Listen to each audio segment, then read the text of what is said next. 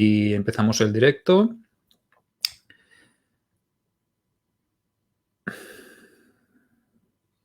A ver si se nos conecta gente. ¿Qué tal? Bienvenidos a este directo. Daremos unos minutos de cortesía para que la gente se vaya incorporando. De todas maneras, hoy es nuestro experimento porque hoy lo vamos a hacer en miércoles y es un día pues, en el que muchas comunidades autónomas pues, ya tienen cierta libertad. Es fase 1 en muchos sitios. Aquí en donde estoy yo en Barcelona es fase 0,5, o sea que no estamos tan libres como quisiéramos. Entonces hoy es una prueba para ver qué tal funciona el emitir otro episodio, otro directo, en este caso otra charla, miércoles, en mitad de semana. Recordad que el sábado tendremos, podríamos decir, entre comillas, la oficial, en la que seguiremos hablando de recreación, un tema que sabemos que os gusta mucho. Y bueno, ese será digamos, el episodio especial. Y hoy es, el especial es hoy y el del sábado pues será un poco el oficial. Entonces, hoy os traemos un tema bastante interesante, que ya os hemos dejado un pequeño spam, ya hemos hecho un pequeño directo esta mañana, como siempre, para anunciarlo, en el cual pues, vamos a hablar sobre la evolución del ejército romano.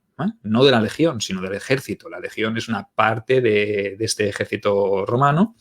Entonces ya vemos que se está conectando la gente. Tenemos a Juanito Gordito, uno de nuestros leales seguidores, que lo vamos a reclutar pronto para un grupo de recreación y que se una también a las filas de la Legión. ¿Qué tal, Juanito? Bienvenido de nuevo a mi página. Y bueno, hoy el tema es apasionante. Hoy el tema es la Legión Romana. El sábado volveremos a hablar de la Legión Romana, pero lo haremos desde el punto de vista, desde la perspectiva de la recreación histórica, en este caso desde Barquino Oriens. Y hoy pues vamos a hacer un breve, intentaremos que sea breve porque son muchos siglos de historia, ya lo ha dicho Ángel cuando hemos hecho la presentación, que tenemos que empezar desde el siglo VIII antes de Cristo hasta el siglo V después de Cristo, o sea que tenemos 13 siglos para repasar historia del ejército romano y hablaremos un poquito de tácticas, de evolución de panoplias, etcétera, etcétera. Tenemos también a Aitor, otro de nuestros leales seguidores, que también está por aquí. Mayra Saucedo, que también nos saluda desde México. ¿Qué tal? ¿Qué tal? Al otro lado del charco. Espero que estéis todos bien, que vaya bien todo el tema de la pandemia y que no lo estéis pasando muy mal porque me parece que se ha ido todo la mierda, se ha ido para allí, ¿vale? Hablando mal, todo el virus es ahora la zona que está más azotada es la zona de Sudamérica, Centroamérica, Estados Unidos y Europa pues está un poco empezando a ver la luz. Espero que estéis bien en México. Fernán, ¿qué tal? Salve, compañero, ya vuelve a estar por aquí nuestro camarada. Maribel, que nos preguntaba que a qué hora era, a las 6. Pues veo que has cumplido y que estás aquí. También Marina, ¿qué tal, Marina? Buenas tardes. ¿Cómo va por el sur? En este caso, por el sur de la península. Espero que estéis también muy bien. Roduto también nos ha avisado también, nos ha amenazado él que a las 6 estaría aquí como un clavo y ha cumplido la amenaza. Encantados de tenerte por aquí. Julio Marcel, que está también en México. ¿Qué tal, Julio? Saludos a nuestros amiguetes de México, de Sudamérica, de Centroamérica, de Estados Unidos, de todo el mundo, porque nos estamos dando cuenta que llegamos a muchos rincones y que os interesa la historia de Roma, la historia del mundo antiguo y nosotros encantados de que nos escuchéis en todos esos rincones. Almudena desde Jaén, corriendo para no perdérselo. Tranquila, mujer, tardaremos un poquito en empezar, no te preocupes, pero bienvenida también a la página. Y ya somos 14 y ahora lo que voy a hacer, ahora que sabéis el tema del que vamos a hablar, os lo repito, lo tenéis en el título del directo, evolución del ejército romano, desde la época monárquica hasta el Bajo Imperio. A ver, intentaremos llegar hasta el Bajo Imperio, no descarto que nos quedemos en la República, que no consigamos ni llegar al Imperio. En caso de que no podamos llegar, lo que haríamos será hacer 2 programas, ¿vale? Evidentemente no os vamos a dejar con las ganas. Nuestro compañero historiador Jordi Vilalta, ¿qué tal, Jordi? Benvingut, bienvenido. Y presento a mi compañero de fatigas, el que se ha convertido ya en mi binomio, en mi camarada y que siempre es muy bienvenido a esta página y con el cual pues nos metemos en todos los embolados habidos y por haber, porque es facilón, lo tengo que reconocer. Cuando le digo algo, muerde el anzuelo muy rápidamente. ¿Qué tal, Ángel? ¿Cómo estás? Hola, buenas tardes, video oyente. Después de la presentación que me ha hecho Sergio, no sé si colgar, me ha llamado binomio y me ha llamado facilón. No sé cómo tomármelo. Lo eres, ¿no? Lo eres, ¿no? Bueno, sí, un poquitín. Es que tú sabes tirar bien. Es que no es que yo sea fácil, es que tú eres muy conceso y eres Ah, capaz de convencer a cualquiera, hijo mío, ¿no? vale, vale, vale, Sí que vale. es cierto lo que has dicho. Yo te escuchaba y decía que es que cuando hemos preparado el guión, decías, no, vamos a hablar de los tribales y vamos a llegar hasta el Bajo Imperio. Y yo decía, este, este no va fino hasta el Bajo Imperio. Yo creo que lo he comentado, dice, igual llegamos a Mario. Con suerte, ¿no? Con suerte, porque nos liamos a hablar, nos retroalimentamos y la verdad que es un tema que nos apasiona, el mundo romano en general y todo el tema del ejército también, ¿no?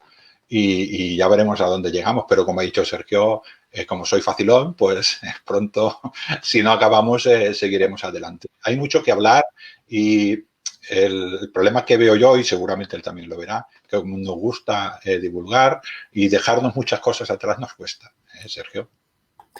Sí, sí, sí, ese es realmente el problema, que seguramente querremos abarcarlo todo, nos irán surgiendo ideas sobre la marcha, verdad que el guión es un poco escueto, pero tampoco es que lo necesitemos en exceso porque tenemos los conocimientos, tenemos la experiencia ya de haber hablado sobre este tema, nos hemos vestido las armaduras, o sea, sabemos de lo que hablamos, es muy probable que a medida que vayamos hablando sobre el tema de hoy salgan experiencias propias que hemos vivido no en la Legión, sino en el grupo de recreación. Entonces, intentaremos llegar hasta donde podamos.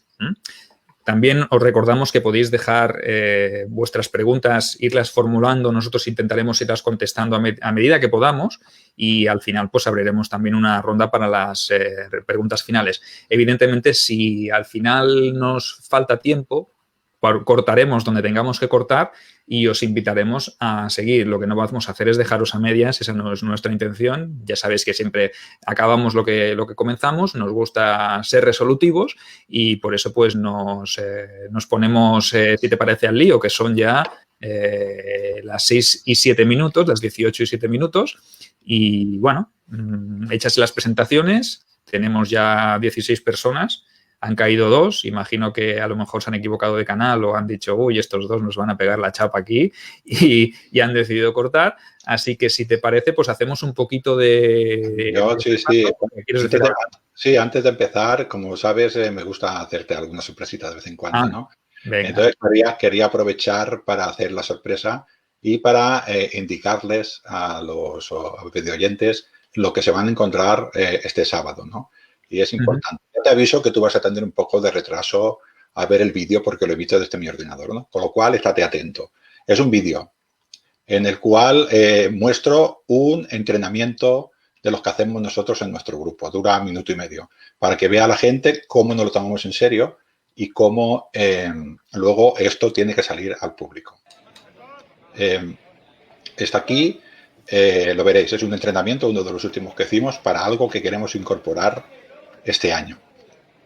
Es una testudo abierta y ya veréis qué personaje sale aquí.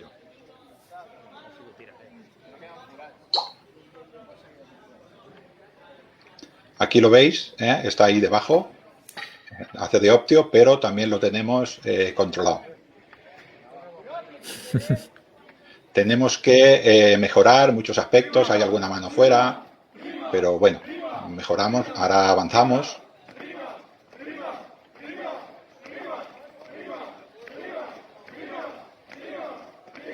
Veréis al centurio que está siempre atento a todo alrededor.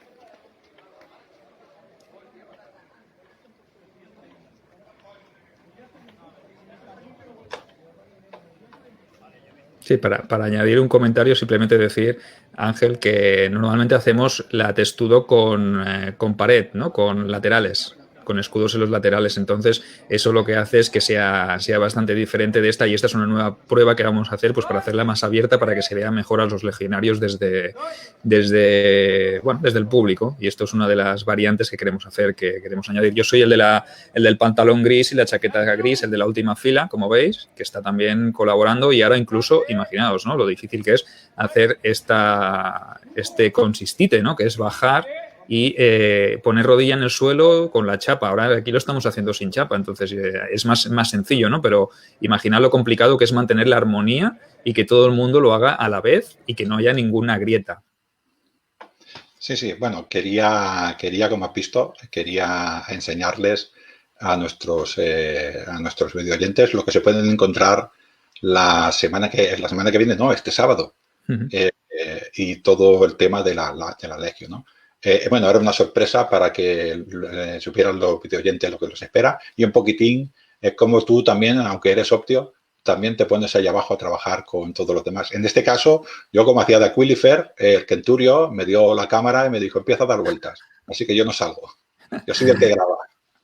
Afortunado, afortunado. Pero bueno, es verdad que los oficiales tienen que predicar con el ejemplo, ya lo dijimos, somos los primeros que entrenamos y un día hacemos de oficial y otro día hacemos de legionario y pencamos como el que más, ¿no? Doblamos aquí la espalda, aguantamos la chapa, cogemos el escudo y, bueno, también es verdad que hemos estado también mucho tiempo haciendo de legionarios. La experiencia, la veteranía, las aptitudes también pues hacen que uno sirva o no para hacer de oficial. Entonces ya lo concretaremos con más detalles este sábado en el directo, ¿vale? Que haremos sobre la Legión. Y de momento, pues si te parece, nos saluda también Roduto, que nos dice que cuándo vamos a venir a Miranda de Ebro. Digo, bueno, pues ya veremos cuando se abra el confinamiento, a ver, y si nos contratan para ir hasta allí, para podernos desplazar, porque también hay unos costes y se tiene que montar primero un evento, ¿no? Que es lo más difícil de gestionar, ¿no? Porque hay muchas cosas y muchos asuntos intrínsecos, administrativos, trámites oficiales que se tienen que dar pues, para poder, unos requisitos para poder montar un evento, ¿vale?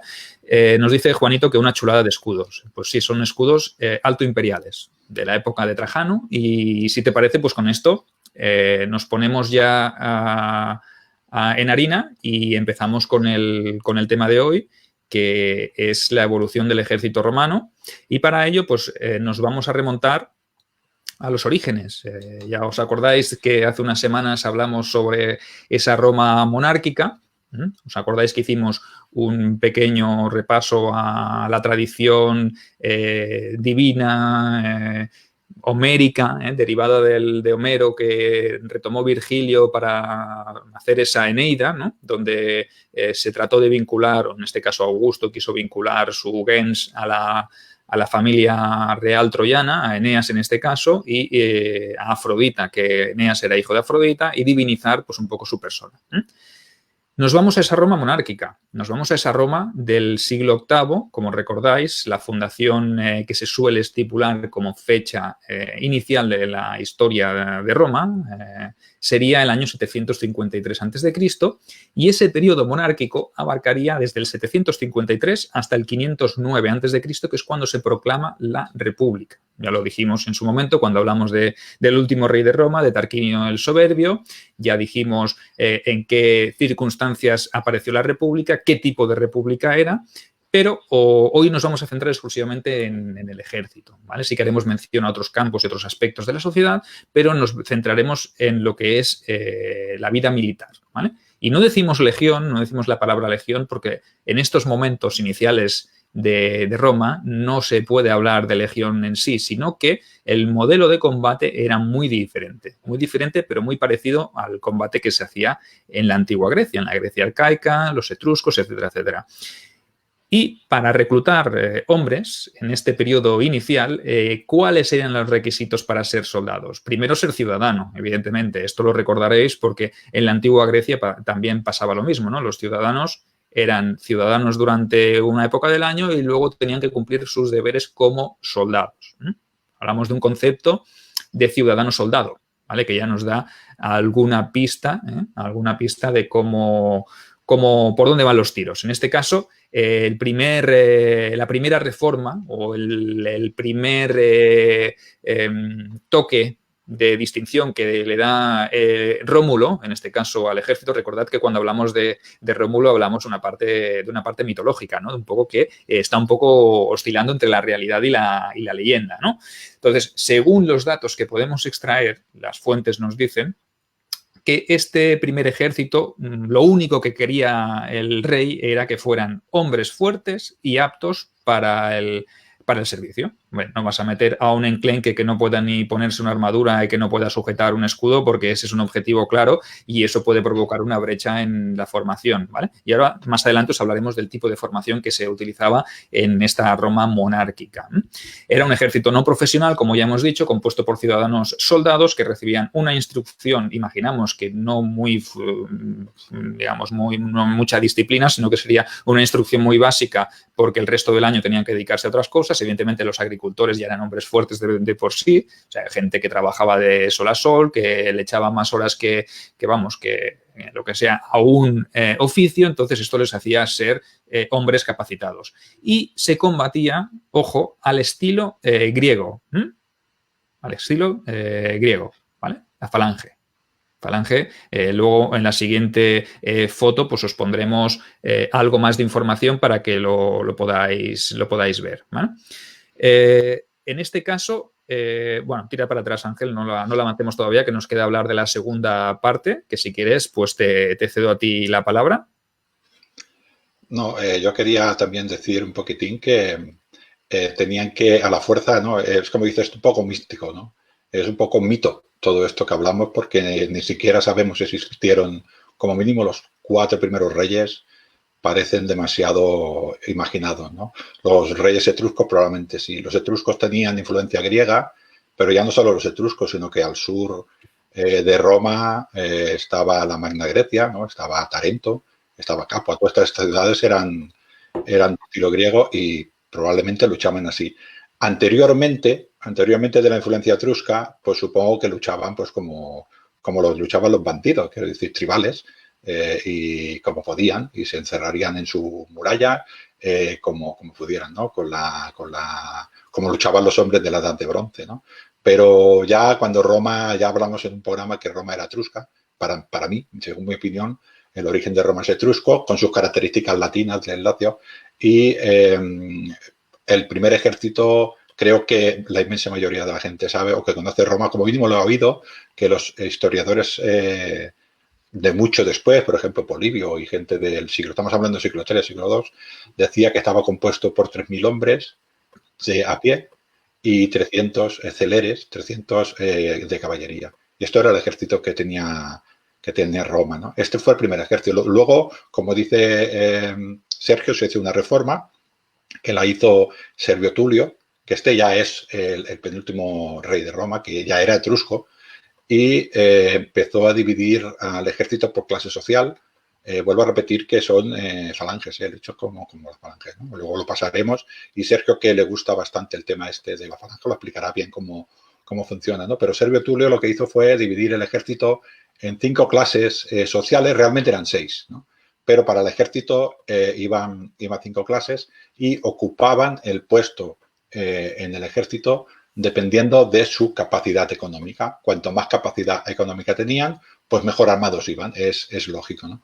Existía una última clase que no estaba tipificada, que era el proletariado. O sea, era aquel que era tan pobre que no se podía pagar absolutamente nada para luchar, con lo cual no iba al ejército, ¿no? Era una sociedad clasista en este sentido y esto iba así. También es cierto que algunas veces estos proletariado, estos pobres, cuando había necesidad de hombres también iban al ejército. No sé con qué lucharían con piedras, pero también lo llamaban al ejército, ¿no? Todo este sistema, ahora dirá Sergio cómo se montaba, en el sentido de que es curioso porque luego detrás, durante la República, cambió este sistema de lucha, ¿no? Pero ahora, Sergio, explicar un poquitín esto de la falange y de la panoplia, que yo sé que es un tema que a ti te encanta, lo controlas bien. Bueno, pues como veis en la diapositiva que ha puesto Ángel en este caso, se ven claramente pues esas 5 o 6 clases, ¿vale?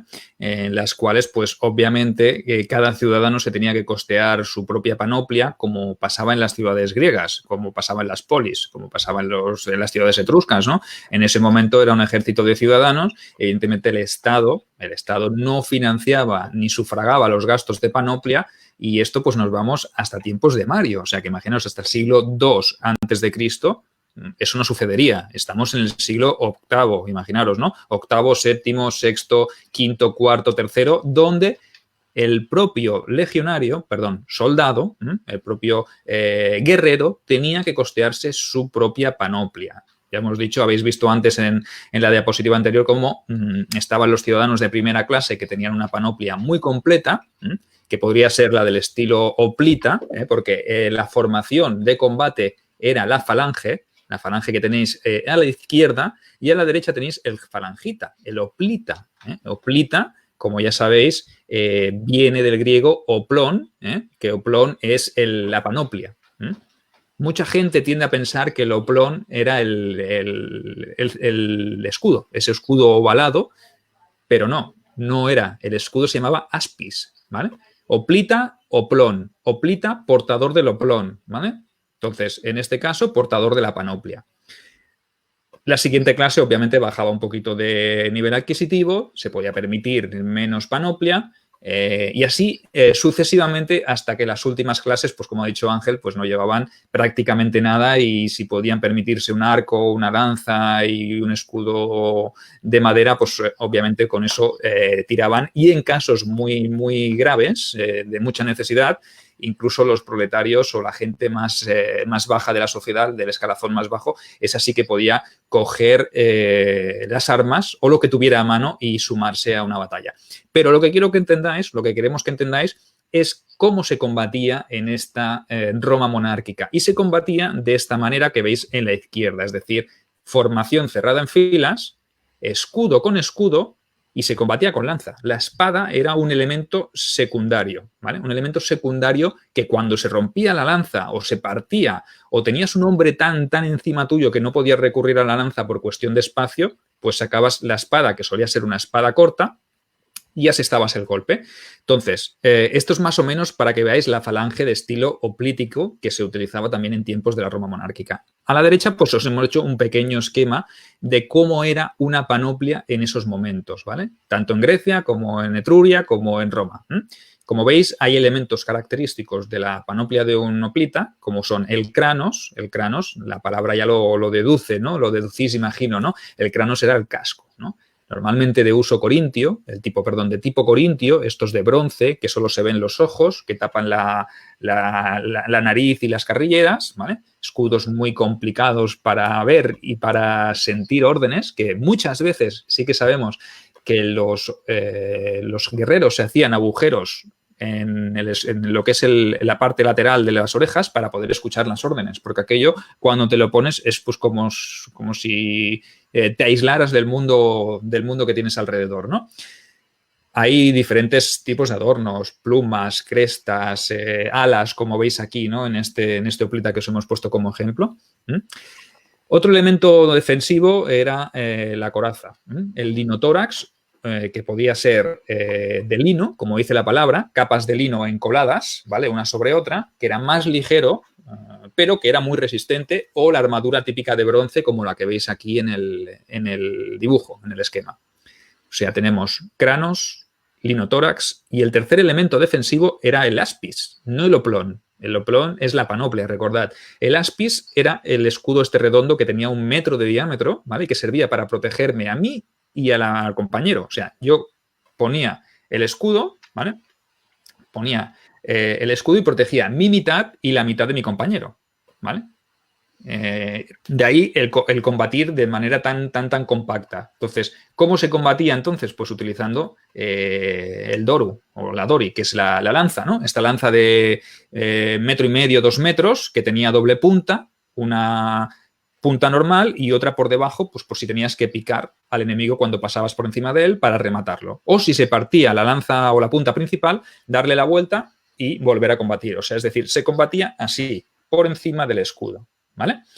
Tenemos también grebas. Las grebas son las espinilleras, que normalmente pues, se usaba la greba. Si te podías permitir 2, genial. Si te podías permitir 1, pues te ponías la de la pierna que quedaba avanzada junto al escudo, no la que quedaba atrás. Esa era menos imprescindible, porque el escudo ya hacía de soporte y entonces con que tuvieras una greba en esa pierna para combatir, pues ya tenías más que suficiente para protegerte. Y luego estaba el chifos, que el chifos era la espada corta, como hemos comentado antes, una espada de, bueno, similar al gladius de tipo Pompey, ¿no? Al más corto de ellos, que tendría pues unos 50-60 centímetros y servía pues para rematar cuerpo a cuerpo o cuando se perdía el arma principal, que era la Doru, ¿vale?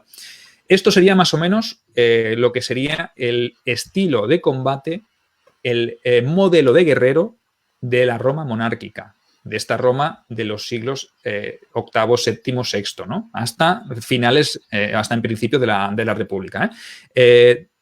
Ángel, ¿me dejo alguna cosa, alguna apreciación, algún matiz, algo que te haya quedado a ti como duda?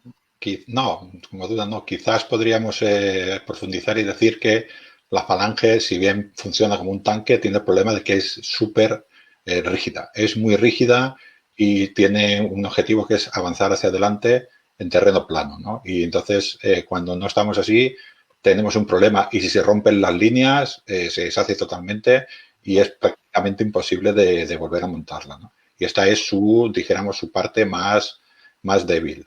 Si logramos, como hicieron muchos pueblos, los macedónicos y los púnicos más adelante, con su tipo de falange, si logramos mantener la línea y que no me la rompan, es invencible, ¿no? Pero tiene este problema.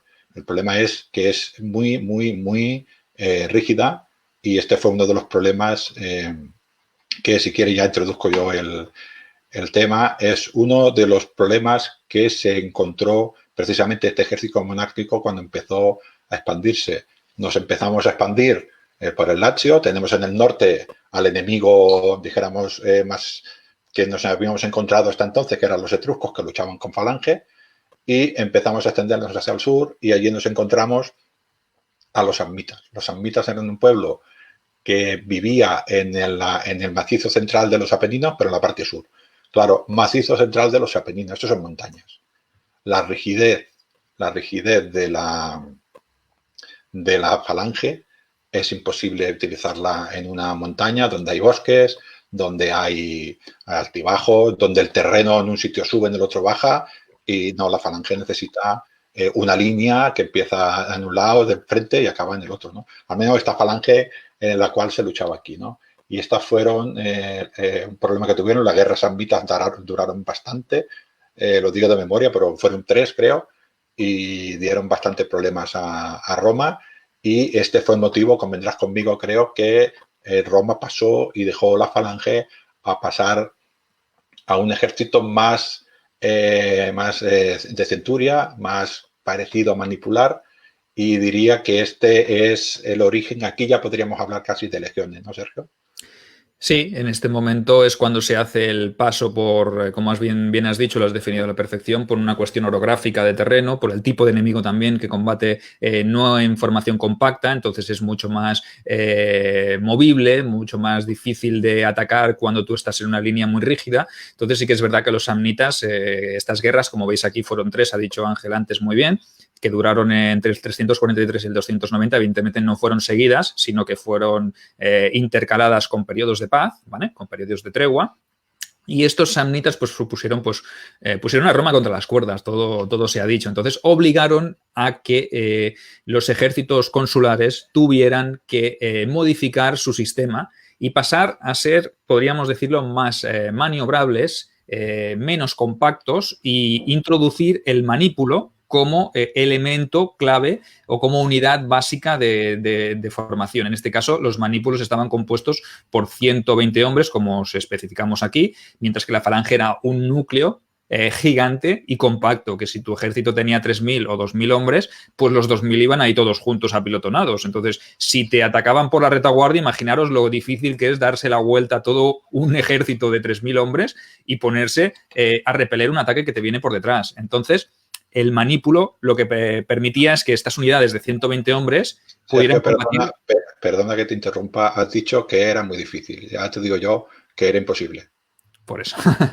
Vale, imposible, lo dejamos en eso, imposible. Podemos decir que no conozco a 3.000 hombres que estén todos juntos, que sean capaces de darse la vuelta a la vez, ¿no? Entonces, es verdad que si te atacan por la retaguardia o por un flanco, por eso se ponía la caballería, ¿no? Normalmente la caballería o la infantería ligera, los peltastas, los que iban menos pertrechados, los vélites en un futuro, ¿no? Que serán los huélites, esta gente se ponía para cubrir estos posibles huecos por los cuales podían ser atacados y evidentemente no había defensa. Entonces, se decide hacer un cambio estratégico de formación y el manípulo de 120 hombres pasa a ser, podríamos decir, la unidad básica y imaginaos la diferencia, ¿no? De 3.000 hombres de golpe a moverse por 120 en 120, que ya te permite pivotar, maniobrar, flanquear, etcétera, etcétera. Entonces, este es el cambio más significativo y si te parece, Ángel, respondemos a algunas de las preguntas y lo vamos haciendo sobre la marcha.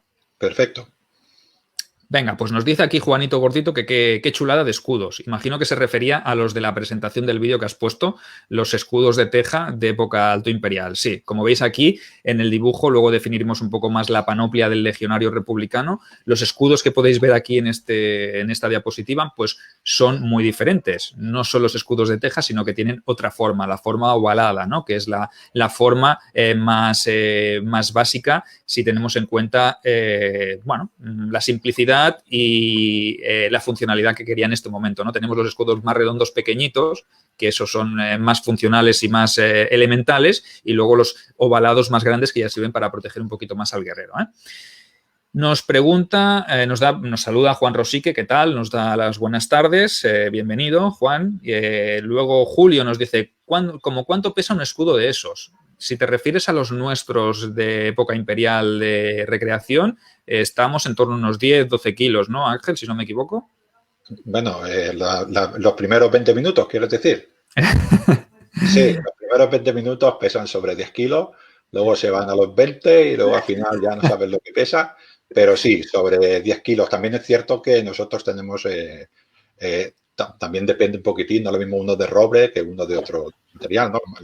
Los materiales con los cuales están hechos es diferente. También, no sé si se ve muy bien, pero tienen un refuerzo alrededor todo de bronce y luego además tienen el humbo que también es de metal. O sea que sí, pesan bastante, pero luego hablaremos un poquitín más adelante. También se utilizan como arma, así que también es importante que pesen.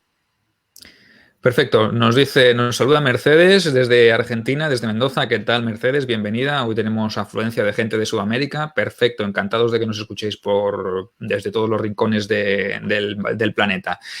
Maribel nos dice, cada uno llevaba su equipamiento. Seguro que la calidad dependería de su poder adquisitivo. O sea, unos llevarían mejor equipo que otros, ¿no? Eso es, Maribel. Según la clase social, pues tú te podrías permitir una equipación mejor. El de la primera clase seguramente llevaría toda la panoplia completa, llevaría un escudo de calidad, una armadura de calidad, un casco de calidad, etcétera, etcétera. A medida que íbamos descendiendo en el escalafón social o de clase, pues evidentemente el material sería menor en cantidad y menor en calidad. Y eso si no se heredaba de los padres. O sea, imagínate, a lo mejor tú estabas combatiendo con la coraza de tu abuelo que estaba más abollada que la chapa de un 600, por ejemplo, ¿no? Es decir, aquí hay mucho sentido común en el aspecto de que aplicar todo esto, pues obviamente responde a un tema de poder adquisitivo. Entonces, cuanto más dinero tienes para invertir en panoplia, pues mucho mejor para ti y para tu integridad. Entonces, ir a combatir en primera línea con una panoplia completa, pues te da más garantías que si lo haces pues con un escudo simplemente y tu casco pues está ya, podríamos decir, más que abollado. Entonces, pierdes calidad si tu espada no corta bien, si la lanza tampoco está bien afilada, etcétera, etcétera. Entonces, sí que es verdad que todo dependía del poder adquisitivo. Nos pregunta Juanito Gordito, te la paso a ti, Ángel, esta, que si no me quedo yo sin saliva, ¿eh?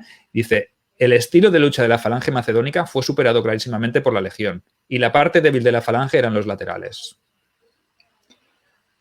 Bueno, los laterales, la legión realmente cuando se cargó a la falange macedónica, en no sé qué guerra, porque fueron 5 guerras macedónicas. Sí. La última Spidna. Sí, realmente los pilló por detrás. ¿Para qué vamos a engañarnos, no? La falange macedónica era bastante buena y quizás no era tan rígida, pero sí, las legiones se las cargaron por la movilidad, porque se podían, lo que ha dicho Sergio, el poder mover 120 hombres hacia un lado o hacia el otro, además con una cierta separación cuando se presentaban en el campo de batalla. Esta poder ir más rápido, porque tú tienes que tener en cuenta que, como ha dicho Sergio, cuando yo tengo mi escudo que protejo al hombre de al lado, el del hombre de al lado y al hombre de al lado, tengo toda una línea, esto tiene que avanzar. Dar la vuelta a eso cuesta mucho tiempo, pero muchísimo tiempo. Sin embargo, 120 hombres van rápido.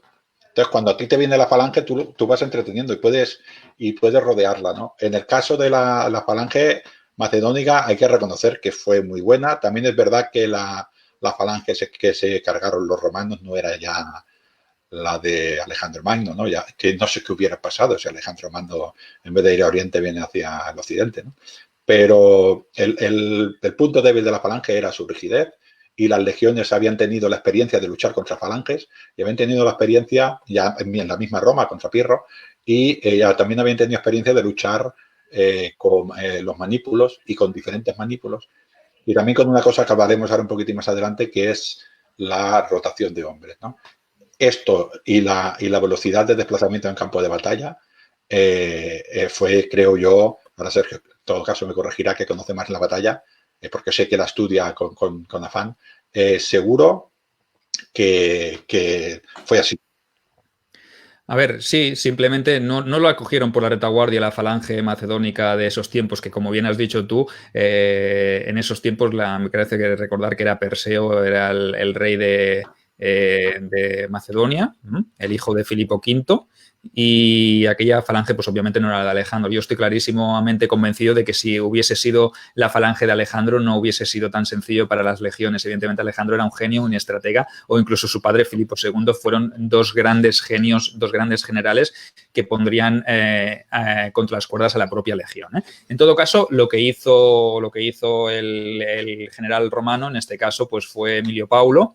Fue muy sencillo, y como las picas de las arisas, las picas de la falange macedonia tenían 5 o 6 metros de larga, eran muy difíciles de llevar, se tenían que llevar con las dos manos. O sea, el escudo, la panoplia de de un falangita de época de ese siglo II es muy diferente del hoplita del siglo V.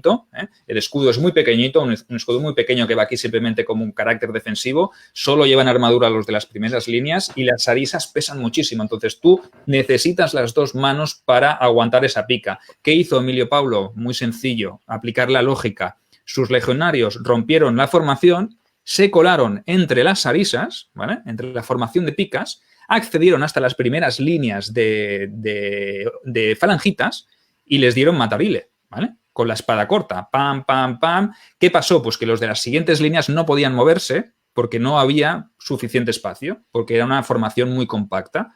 Entonces fueron entrando, una vez mataron a las primeras líneas, fueron colándose los legionarios y la destruyeron por el frente, pero por el frente con esta estrategia. Evidentemente, por el lateral estaban protegidas por caballería y por detrás por infantería ligera, como hemos comentado antes. Pero bueno, más o menos para que veáis el cómo fue destruida la falange frente a la legión. Pero ¿ves? Esto de momento no teníamos que haberlo hablado hasta más adelante, ¿verdad, Ángel? Y ya estamos en este punto, ya estamos en el siglo II. Hemos hecho un salto del siglo V, IV, hasta el siglo II antes de Cristo. Pero bueno. Bueno, cuando cayó realmente, bueno, la falange ya estaba, la verdad que estaba bastante ya en desuso, ¿no? O bastante superada, porque ya había muchos pueblos que luchaban de otra manera, ¿no?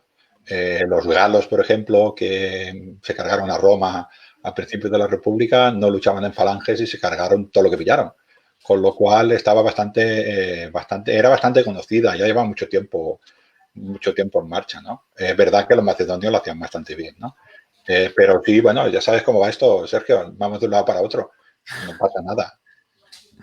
Vale, pues retomamos el guión, iremos respondiendo, hemos respondido unas cuantas preguntas ya, iremos respondiéndolas más adelante las siguientes, y nos ubicamos pues en ese salto temporal que hemos hablado antes de la época republicana, de este momento en el cual se produce el cambio del paso del ejército falangita o del modo de combate en falange. Antes os hago una aclaración.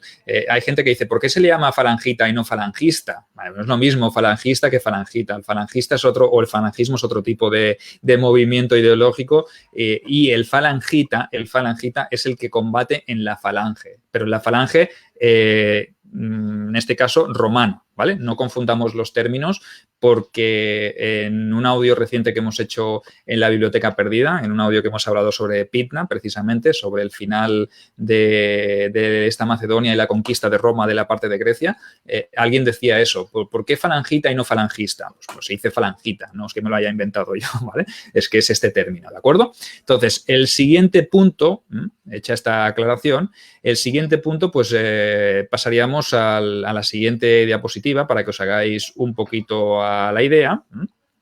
Ya nos iríamos a cómo estaba constituida una formación en época republicana, en este momento de cambio. Cómo era una formación de batalla en una legión en estos tiempos de la República. La disposición inicial, obviamente, antes de combatir, cómo se asentaban en combate o cómo se distribuían los diferentes tipos de tropas, porque el ejército romano seguía siendo clasista, ¿vale? En este momento, aunque haya habido una evolución, aunque haya habido un cambio de ejército falangita a legión manipular, sigue habiendo tipos de tropas. Entonces, os definiremos primero los tipos de tropas.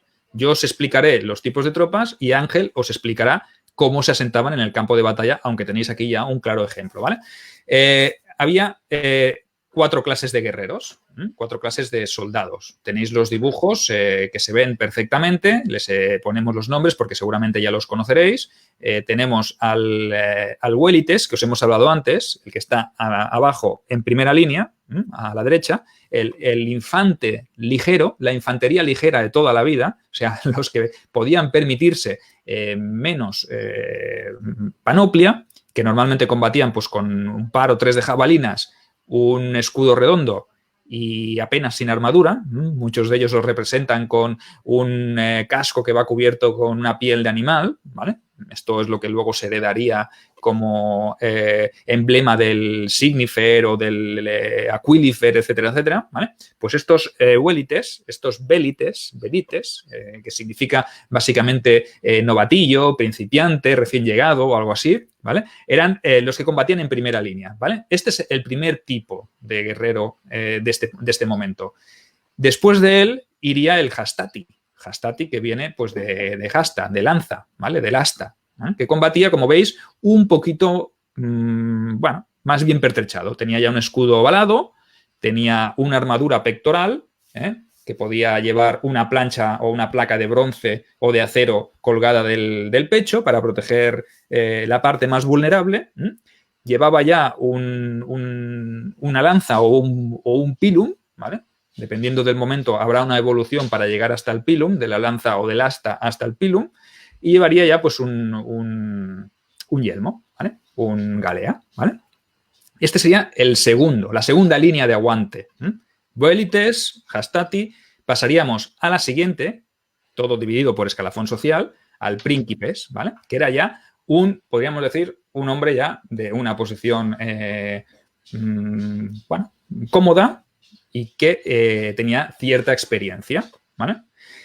Este hombre pues ya llevaba su cota de malla, llevaba su armadura más decente, llevaba un escudo, como podéis observar, más grande, que le cubría mejor, un casco seguramente de mejores condiciones, llevaba su espada, su gladius, y llevaba pues un pilum o incluso 2 podía llevar, ¿vale? Y por detrás de todo, el último recurso, que esto es lo que siempre dicen los historiadores, he visto incluso alguna meme por Facebook, ¿no? El triari, que sería la tercera línea, ¿vale? Y estos sí que eran los veteranos más curtidos, o sea que cuando una batalla tenía que intervenir un triario, quería decir que la cosa estaba jodida, que estaba chunga, ¿vale? Para que interviniera un triario en una batalla tenía que estar muy, muy, muy mal la cosa. Y es que el triario sí que era un veterano, tenía una armadura de mayor calidad, solían combatir con grebas en las espinilleras, ¿vale?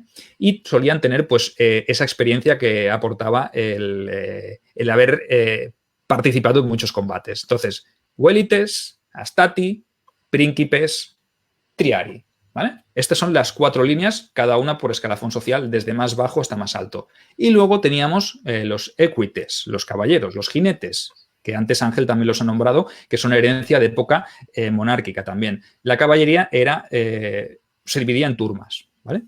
Una turma, 120 hombres, ¿vale? Y ahora Ángel os explica un poquito cómo se formaban y cómo se disponían en la en el campo de batalla. Sí, como podéis ver más o menos en la foto, esto sería, en la foto, en el gráfico, esta sería la forma clásica que nos han dicho los historiadores con la cual se ponían. Como es razonable en toda infantería de todas las épocas, en toda infantería había dos tipos de tropas, una eran las ligeras y otra eran las pesadas, ¿no? Y evidentemente primero van las ligeras, que son las que hostigan al enemigo, por eso todos los huélites están delante. Una legión consular estándar, cada cónsul tenía 2 legiones de este estilo, tenían 1.200 huélites, que eran de esta clase social que tenía poca protección. Y estos eran los primeros que iban y eran los primeros que caían, probablemente caían como moscas, porque claro, iban prácticamente sin protección. Y después tenemos justo detrás, teníamos a 10 manípulos, cada uno de 120 asteros o astati, que eran los que entraban, dijéramos ya, como infantería, entre comillas, pesada, ¿vale? Era la primera fuerza que había de choque. ¿Cómo entraban estos en combate? Pues no se sabe. Yo voy a dar mi opinión, que es mi opinión, no quiero que nadie se me suba a la chepa, ¿no? Es mi opinión personal. Estos 120 hombres estaban divididos en 2 centurias, la prior y la posterior, y según mi opinión es que cuando se enfrentaban al enemigo, los 60 hombres de detrás se colocaban en paralelo con sus compañeros y estaban los 1.200 hombres de Astatis en una fila, y así reciben el enemigo. Detrás de ellos estaban 1.200 princeps también, ¿no? Que eran de infantería un poquitín más. Y los últimos que no entraban nunca en combate, si era posible tener en cuenta que si caen 1.200 huélites, 1.200 astati y 1.200 princeps, pues no va mal. O sea, esto no tiene más historia, ¿no? Los huélites eran los primeros que atacaban, y cuando ya el enemigo, claro, estos estaban lanzando y lo hostigaban, y el enemigo, pues su intención era provocar para que el enemigo rompiera filas y fuera, ¿no? Estos huélites iban atrás, seguían hostigando y luego iban a las alas a apoyar normalmente a las alas de caballería, que bueno, también hay que decir, Sergio, que en estos momentos estas legiones se complementaban con shockis, ¿no? Con tropas de aliados itálicos, y normalmente iban el doble de hombres que los que hay aquí. Y los aliados, como norma general, los shockis, iban a las alas, y las legiones eran las que atacaban. Aquí hay una innovación bastante importante, yo creo. Aquí habría que decir unas cuantas cosas que son importantes. La primera es que todos los legionarios, los huélites no lo sé, pero los asteros, los astati, y los princes y los triaris, todos tenían espada. Esto no pasaba en los demás ejércitos, pero ni loco. Hay que tener en cuenta, la espada era muy difícil que tuvieran. Esto es una cosa muy, muy a favor de las legiones romanas. Y luego otra cosa que innovaron mucho es en la rotación. Luchaba la primera línea, y cuando la primera línea se cansaba, la primera línea de hombres, de estos 1.200, igual había, ahora invento el número, para no calcularlo, había 400 en primera línea, y los de estos 400 eran los que luchaban. Al cabo de 5 minutos, estos 400 iban detrás, y los 400 que había en segunda posición eran los que luchaban. Y se iban cambiando. Cuando los astati, cuando los asteros ya estaban cansados, entraban los princeps. ¿Cómo entraban los princeps? Pues yo tampoco lo sé. Igual Sergio me introduce el dato y es capaz de saber cómo lo hacía. No lo sabemos, ¿no? Pero lo que sí que es cierto es que este relevo, el hecho de que todos tuvieran espada, era una cosa muy importante en batalla, ¿no, Sergio? Sí, es un elemento característico y muy importante porque te permite siempre estar armado en el momento que pierdas tú la lanza, o en este caso, como veis, los pilum los pila ya son arrojadizos, entonces el combate con espada es más importante porque te permite tener que salir menos de la cobertura de tu escudo, ¿no? En cuanto a los relevos, es difícil, es que realmente no hay ningún tratado, no ha llegado hasta nosotros ningún tratado de cómo se hacían estos relevos. Sí que es verdad que se producían. Obviamente, dentro de los mismos astati ya se producían relevos, y luego, cuando se tenía que incorporar la fila de princeps a primera línea, pues yo imagino que sería del mismo sistema. Yo comparto contigo lo que has dicho, el dibujo el esquema que hemos puesto aquí es bastante ilustrativo. El manípulo se dividiría en 2 centurias y las centurias pasarían a ocupar los huecos que vemos aquí, ¿verdad? Entonces formarían una línea compacta porque no tiene sentido combatir dejando tanto hueco, ¿no? Y más cuando el enemigo tiene un frente también rígido y compacto. Entonces lo más lógico es que se abrieran pasillos y se formaran los relevos para que las líneas posteriores fueran llegando hasta el principio. Y las filas delanteras se irían relevando, irían pasando hacia atrás. Más o menos como la legión de época imperial, ¿vale? Lo que pasa es que la legión de época imperial pues no tenía esta diferenciación de 3 tipos o 3 modalidades de guerrero. Pero el relevo yo pienso que tendría que ser más bien lo mismo. No es que en un momento tocaran un silbato, hubiese una orden o una nota musical que dijera venga, todos los Astati se retiran y pasan los príncipes. ¿Cómo lo hacemos, no? Imagínate el desorden, ¿no? Que cundiría y el caos si se releva toda la fila compactamente y pasan los príncipes a ocupar el sitio de los Astati. Yo pienso que sería progresivo, ¿no? Y llegaría a un punto que el relevo se haría y lo que tendrías en primera fila serían Astatis, así como los triarios acabarían relevando a estos, ¿no? Y al final sería como el orden invertido. No sé si me explico. Yo no sé si opinas tú, Ángel, que podría ser así. Yo sí, yo lo veo por mi experiencia, ahora viendo mi experiencia de recreador. Yo creo, vuelvo a decir que es mi opinión personal, en situación normal, no en situación de urgencia, en situación de urgencia yo me imagino que tendrían el sistema que fuera. Para mí la situación más fácil de hacer el sistema de líneas es el que has dicho tú, no los 1200 Astati y entre los 1200 príncipes, sino por zonas, por manípulos, por ejemplo. Empezamos por la izquierda y vamos haciendo de una manera ordenada el cambio. Y yo creo que la mejor manera de hacerlo, vuelvo a repetir que no se ha dicho nada y es mi manera particular, es que sencillamente las centurias de Princeps se pusieran justo detrás de las centurias de Astati. Y cuando el Astati hiciera su relevo normal, en vez de irse a su fila, se fuera detrás del Princeps que se ha incorporado. Depende de la profundidad de las líneas. A las 5 líneas, a las 4 líneas, ya están los Princeps delante y los Astati detrás y se retiran a descansar. Es la mejor manera para mí, porque es una manera que conocen los hombres, no desorganizar las líneas. El hombre que está siendo revelado no tiene por qué saberlo, él simplemente le darán la orden de que abandona, va hacia atrás y en vez de encontrarse una profundidad de 5 hombres, pues se la encontrará de 10 al final, que es lo que sabe hacer, no tiene otro cambio, ¿no? Y si eso se hace de una manera ordenada, pues no se rompe el frente y puede perfectamente. ¿Era así? Pues no lo sé. A mí me parece muy lógico porque cuando yo estoy haciendo la recreación, yo no sé la profundidad de líneas que tengo cuando estoy en primera línea, ¿no? Entonces, cuando me dicen el mutate, pues me voy al final. ¿Qué hay? 5, hay 14.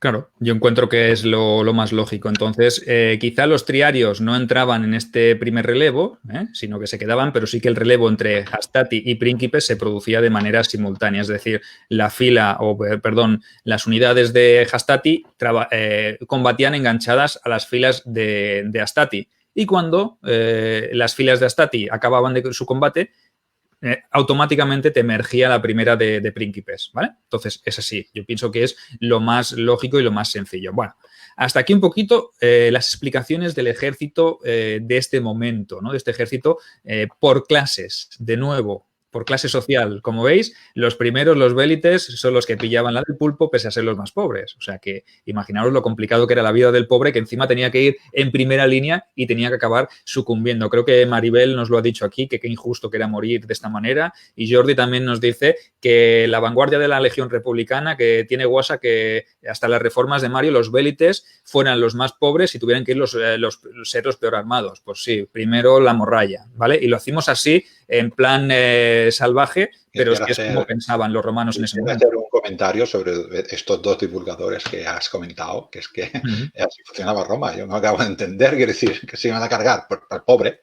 Esto era así, o sea, no sobran pobres, pues claro, esto ha ido así siempre Roma, ¿no? De hecho, para introducir el tema que quieres introducir ahora, Sergio, quisiera decir... Ángel, que insistiendo un poco en el razonamiento que has hecho, es que ¿para qué sacrificar a tus mejores tropas al principio si tienes la gente esta que está aquí, que tiene su lance, su jabalina, y si matan a 200 enemigos, pues esos 200 enemigos menos que me esperan a mí cuando estoy en primera línea, ¿no? Pienso que es un poquito el razonamiento para que Maribel y Jordi que yo sé que lo entienden, ¿eh? Porque ya imagino que lo entienden porque son divulgadores y saben de qué hablamos, ¿no? Pero sí, la lógica es esta, ¿no? La lógica hay que pensar con la mentalidad de un romano de ese momento. No podemos entenderlo desde el punto de vista actual, que dices que injusto, ¿no? Injusto para nosotros, pero para ellos tal vez era lo más justo del mundo. Y además, Sergio, tienes que tener en cuenta que como había más vélites, pues era más fácil reemplazarlos. Claro. Princeps pues, era un hombre de una posición, pues como ahora, ¿no? Esto es una pirámide, arriba hay menos gente que abajo. Pues era más fácil sustituir a los Welites que a los Princeps, por decir algo, ¿no? Pues se arriesgaban un poco más, ¿no? Esto que ahora vamos a ir, como dices, bueno, entraremos, te dejaré a ti porque a ti te gusta mucho eso de Mario, se ve que es tu amigo, Mario.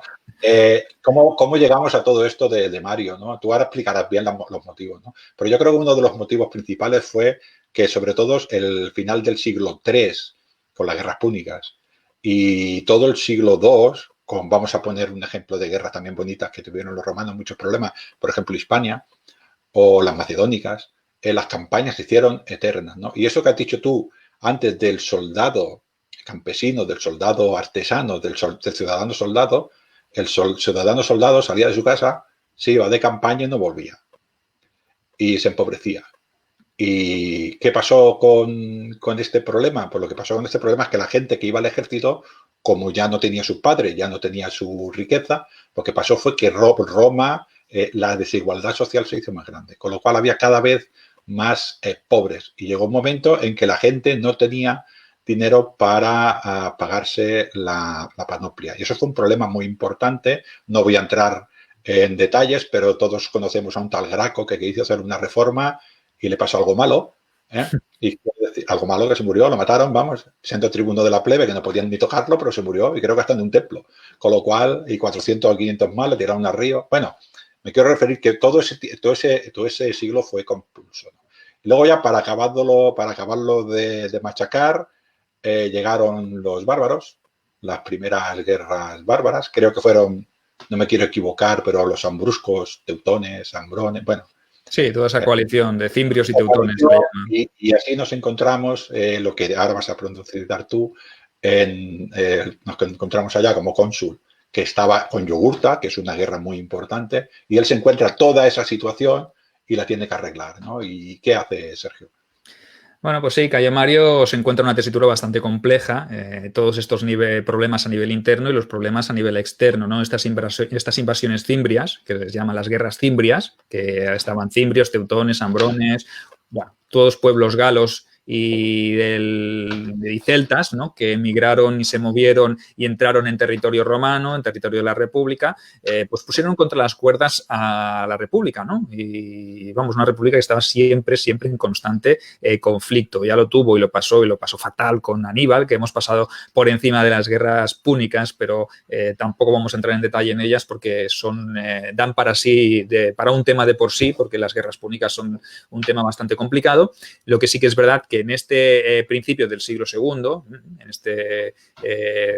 finales del siglo II, principios del siglo I antes de Cristo, pues ya nos encontramos que la tesitura social, política, económica de Roma requiere un cambio.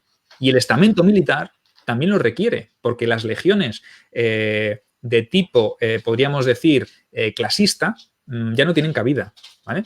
No hay, podríamos decir que no hay una razón o un motivo para mantener ese sistema cuando tú lo que requieres son muchos hombres, porque estás perdiendo muchos hombres en estas guerras. Estamos hablando de unas guerras muy duras, donde se perdieron legiones enteras, se exterminaron legiones enteras, en muchos casos pues, por la ineptitud de los propios cónsules, que no eran militares de carrera, sino que eran patricios que lo que querían era llegar a convertirse en senadores, etcétera, etcétera, y ostentar pues, los cargos y los consulados, ¿no? Y cuando tú pones a un hombre que no tiene capacidad, ni calidad, ni habilidad, pues es lo que suele ocurrir, que sueles perder al grueso de los ejércitos, ¿no? Y esto es lo que se encontró Mario, porque además de los cimbrios y teutones, Roma tenía una guerra en el norte de África, como hemos dicho antes, como ha dicho Ángel, una guerra contra Yugurta, ¿no? Una guerra también muy larga, muy longeva y que supuso también muchos recursos. Tampoco entraremos en detalles. Simplemente queremos que veáis que en este momento, en este año aproximado del 107 a.C., que es cuando más o menos parece ser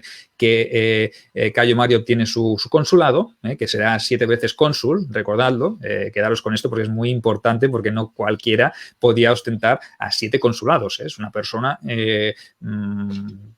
bueno, muy famosa y con un currículum muy extenso, pero porque también se lo ganó a pulso, ¿vale? Hablemos un poquito de las reformas de Cayo Mario. Ya nos ha dado 4 pistas Ángel hablando un poquito de la situación. Os he ampliado yo un poquito más la información y os diremos que las reformas de Mario no fueron implementadas de un día para otro, sino que fueron una cosa progresiva que se fue instaurando con el devenir de los tiempos, ¿vale? Fue una cosa más bien, un movimiento continuo.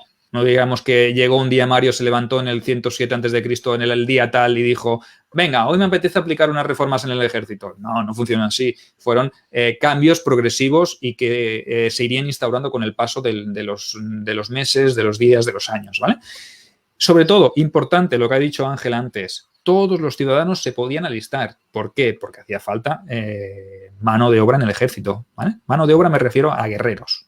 Había que reprimir y guardar las fronteras, salvar la república, y todos eran la república, incluso los más pobres. Y para eso, obviamente, había un problema, y es que el más pobre no se podía financiar una panoplia. ¿Qué hizo Cayo Mario? Apretó al Estado para que financiara la propia panoplia de los legionarios, para que todos los legionarios pudieran combatir sin tener que costearse su propia panoplia. Evidentemente, luego de su salario se les iría descontando pues todo lo que él quisiera o todo lo que el Estado quisiera recuperar, ¿vale? Otra reforma, otro avance, otra innovación sería pues que las legiones itálicas pasarían a convertirse en ciudadanos romanos y más adelante, con el devenir de los años, pues estarían las guerras sociales, no guerras sociales de la sociedad, sino las guerras de Soci, de los Soci que he dicho antes, los socios, los aliados itálicos que servían y que combatían y sangraban junto a Roma, pues con el paso del tiempo reclamarían también ellos mismos su derecho a ser ciudadanos romanos. Pues aquí Cayo Mario ya hace un primer paso y los integra dentro del ejército pues como unidades auxiliares, pero que tienen la ciudadanía romana, ¿vale? Eso es importantísimo, ¿vale? Aunque con el tiempo tendrán que reclamarlo a través de las armas porque no todo el mundo lo verá igual, ¿vale? Pero que en tiempos de Mario ya tenemos una innovación. ¿Qué más? Se aumentan los años de servicio. Se reclutan profesionales. Ojo, ya estamos cambiando muy, muy, muy evidentemente el concepto de guerrero, de soldado. Hasta ahora era un ejército de ciudadanos soldados. Es decir, soy guerrero cuando me toca, el resto del año pues soy ciudadano, me dedico a mis cosas, ¿vale? A mi oficio, al campo, a la artesanía, al comercio, lo que sea, ¿vale? Con esto lo que se intenta es establecer una permanencia y una profesionalización del ejército. Y se pasa de 6, se intuye que había una permanencia de entre 6 y 16 años de ejército, ¿vale? Con la posibilidad de reengancharse como evocatus, como veterano, ¿vale? Un reenganche. ¿Qué pasa? Pues que se ofrece una recompensa al final de servicio, una especie de jubilación como una pensión en modo de dinero, de tierras, de cargos o magistraturas a nivel local en las colonias o los municipios que se irán fundando y obviamente pues eso es un aliciente para que la gente se enganche en el ejército y permanezca y se mantenga como soldado profesional, ¿vale? Todos los legionarios se visten y se entrenan de igual manera. Es decir, ya no hay una diferenciación. Es lo mismo un soldado que proceda de la clase más baja a un soldado que proceda de la clase media o la clase alta. Todos se van a vestir igual, van a tener la misma panoplia, se van a entrenar igual y van a ser iguales dentro de la legión. Eso sí, si no es una reforma, si no es una innovación, me hago yo monje o me hago cura ahora mismo. O sea, que imaginaros, ¿no? Es una innovación muy importante. ¿Qué más? Introducen formas nuevas de entrenamiento. Es aquí donde aparecen las largas marchas con todas las panoplias y con toda la carga y aquí es donde se aparece ese título o esa denominación que le dieron las fuentes a los legionarios que se les llamaron las mulas de Mario. Las mulas de Mario, ¿por qué? Porque caminaban ellos, iban cargados con su panoplia Antes todo eso lo hacían las mulas y las bestias de carga, y con estas reformas pues las mulas pasan a ser los propios soldados. O sea, se convierte en fuerza de trabajo, en fuerza de expedición, y ellos mismos se entrenan, porque esas largas marchas con toda la panoplia, pues imaginaros, ya lo hemos dicho alguna vez cuando hemos hablado de recreación, lo que era caminar 30 kilómetros. Imaginaos nosotros que estamos 1 hora, 2 horas con la panoplia, imaginaos estos hombretones que llevaban 30 kilómetros la panoplia puesta, ¿vale? ¿Qué más? Se pasa o se renueva la formación, ¿vale? De filas, del frente más compacto, pues se pasa al manípulo, a las centurias. Se empieza a combatir, en vez de en manípulo de 120, se hacen más pequeñas las formaciones y se pasa a combatir en centurias de 80 hombres. Y diréis, hostia, es una centuria, son 100. Sí, lo sé, pero 80 eran guerreros y 20 pues era personal de apoyo que iba en la propia centuria, ¿vale? Desde gente que se dedicaba a la retaguardia, gente que se dedicaba a las provisiones, gente que se dedicaba a la agrimensura, como hicimos en su día, ¿vale? Etcétera, etcétera. Entonces, hay una renovación sustancial en el sistema de combate también. Pasamos de la legión manipular a una legión de centurias y de cohortes, que ahora más adelante os explicaremos. Pero para que veáis que sí que hay unas reformas, todas estas, imaginaros, ¿eh? Y la más importante de todas, que me la he dejado para el final, porque pienso que es clave y que es esencial para entender la idea de legión, ¿vale? Porque ya estamos hablando de legión. Hasta entonces era, podemos decir, un ejército manipular. Ahora sí que es un ejército legionario. En mayúsculas, antes era en minúsculas, el ejército falangita, ejército legión en minúsculas y ejército legión en mayúsculas. Aquí ya con estas reformas ya estamos asistiendo a un momento de cambio. Es la asignación de un águila de plata para cada una de las legiones. ¿Y qué supone este emblema? Pues la pertenencia a un grupo, a una unidad.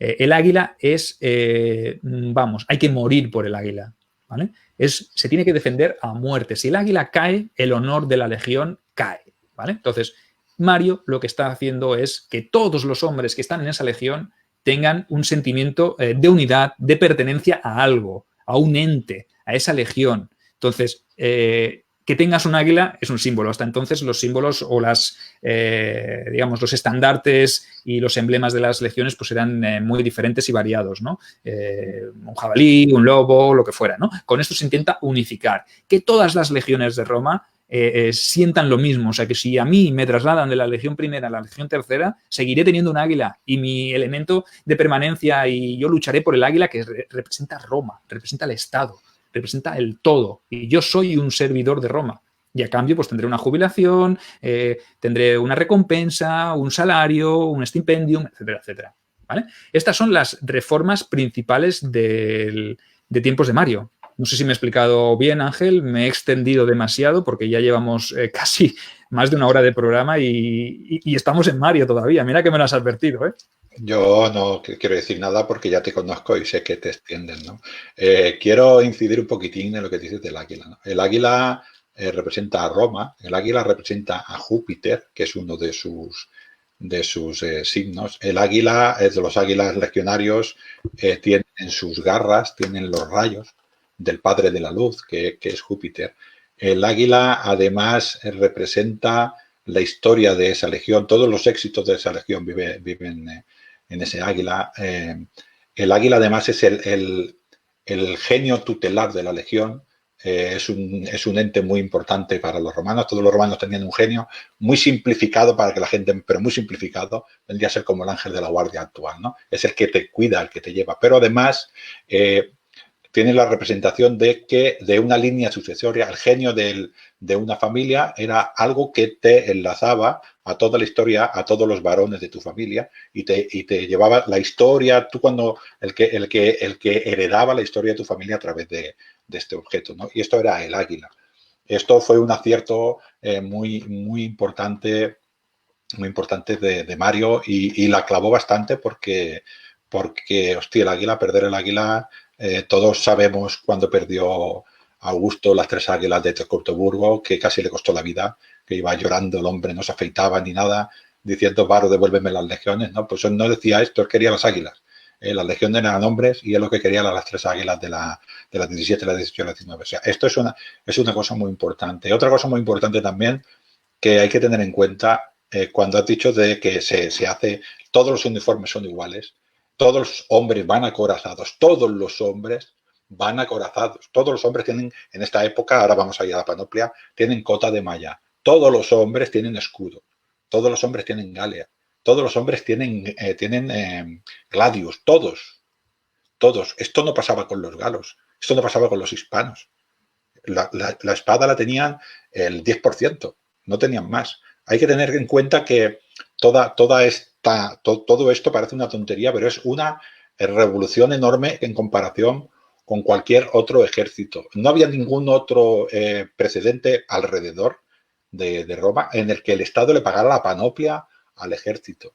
La incorporación que has dicho de técnica, la incorporación que hizo Mario y su cónsul de las técnicas de gladiadores a la lucha individual de cada uno de los legionarios, los hizo excelentes. Ya no eran unos hombres campesinos, ya no eran unos hombres artesanos, ya eran unos hombres que estaban todo el día con el palus y con la rudis ensayando y con el scutum. Y eran máquinas de entrenamiento y máquinas, 30, lo que has dicho antes, marchas de 30 kilómetros con 30 kilos, que somos las muras de Mario. Estos eran atletas excelentes. Y estos eran los que se plantaban en el campo de batalla. El cambio tecnológico es enorme.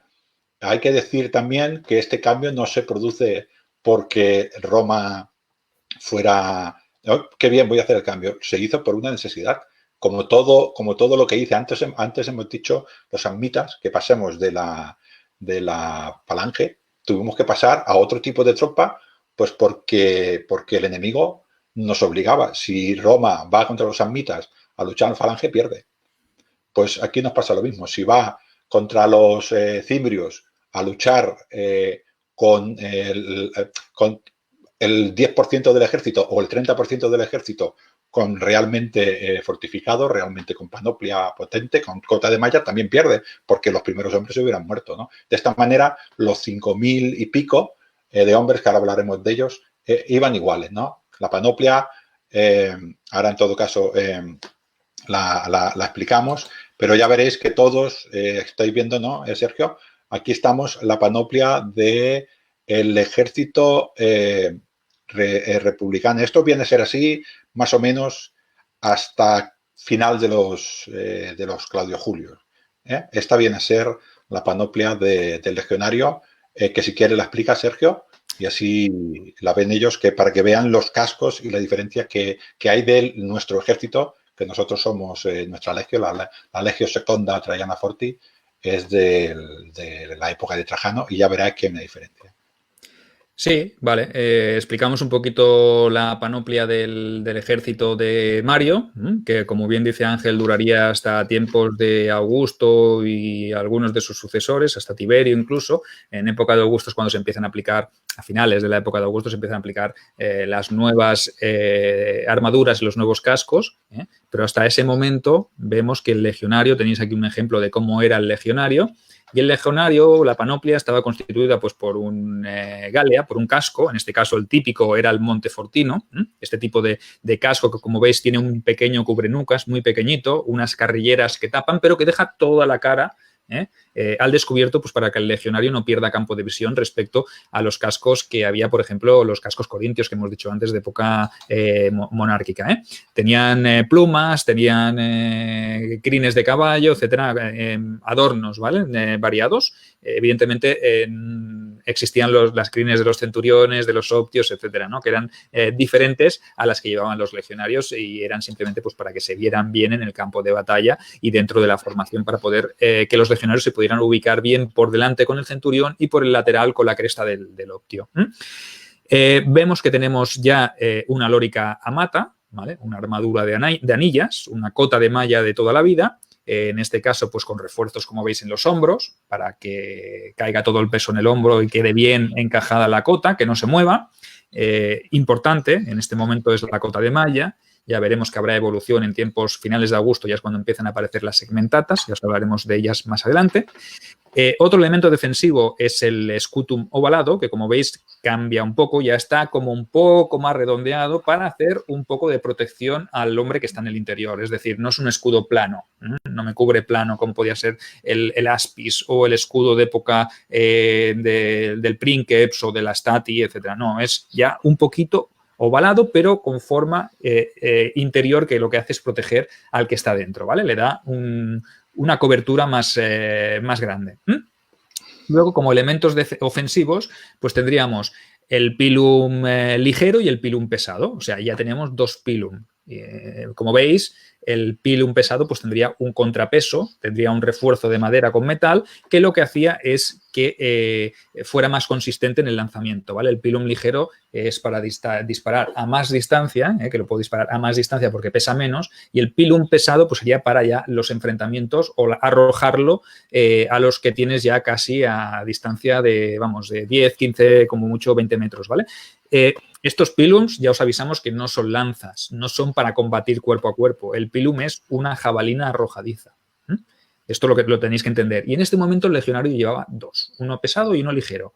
Y, como no, el elemento fundamental que es, en este caso, el gladius. Hemos dicho antes, Ángel lo ha dicho muy bien, lo ha definido muy bien, que el elemento sustancial y diferencial de los ejércitos romanos, de esta legión, es que todos los legionarios tienen su espada. Su espada como elemento de ataque. O sea, siempre tienen un arma que aunque pierdan el pilum, porque es un arma arrojadiza, el combate legionario se basa en el cuerpo a cuerpo. Y para eso tenían el gladius hispaniensis. Más adelante os hablaremos de los diferentes tipos de gladius y las modalidades. En este caso es un arma importante, considerable, consistente y de mucha calidad, ¿vale? O sea que este es el arquetipo, el modelo de legionario de tiempos de Mario que se prolongaría durante todo el siglo I a.C., incluso un poquito del primero después de Cristo, hasta que se van introduciendo por reformas, pues por varias necesidades también, ¿no? Por las necesidades de equipación, de material, de calidad, ¿vale? De profesionalización del ejército, etcétera, etcétera. No sé si me he dejado algo, Ángel, pero yo pienso que he quedado bastante detallado, ¿no? No, perfecto, sí. Yo quisiera, en todo caso, añadir que el motivo del gladius, que es una arma de estoque y no es un arma de corte, ¿no? Y probablemente se debe a cuando yo lucho contra una falange, necesito la lanza, o algún tipo de lanza, que hubo varias, ¿no? Había falanges de muchos tamaños de lanzas, ¿no? Que eran lanzas, que es curioso que las lanzas no son para lanzar, pero bueno, la lanza era la de lucha, ¿no? Pero cuando lucho contra pueblos, que su armadura, por ejemplo, los cibrios, ¿no? Que su armadura es una armadura de cota de malla, yo tengo que utilizar mi gladius, y mi gladius es sencillamente para introducir y girar. Introducir y girar. Mi objetivo es siempre atacar a la cota de malla y girar.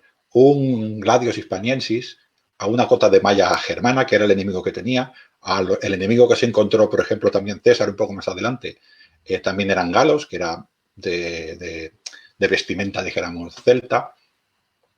Una hispaniense es capaz de entrar 6 centímetros con un hombre que tiene cota de malla. Entra en un hombre con cota de malla. Es por esto que se escoge el gladius como arma principal. Vuelvo a repetir, estoque. También corta el gladius, pero cuando corta, como no es un arma de peso, no es un arma que tenga peso, no puede, dijéramos, hacer mucho daño. Es corte, dijéramos, como un cuchillo. Tienes que desplazar para cortar. Eso es poco efectivo y es muy peligroso.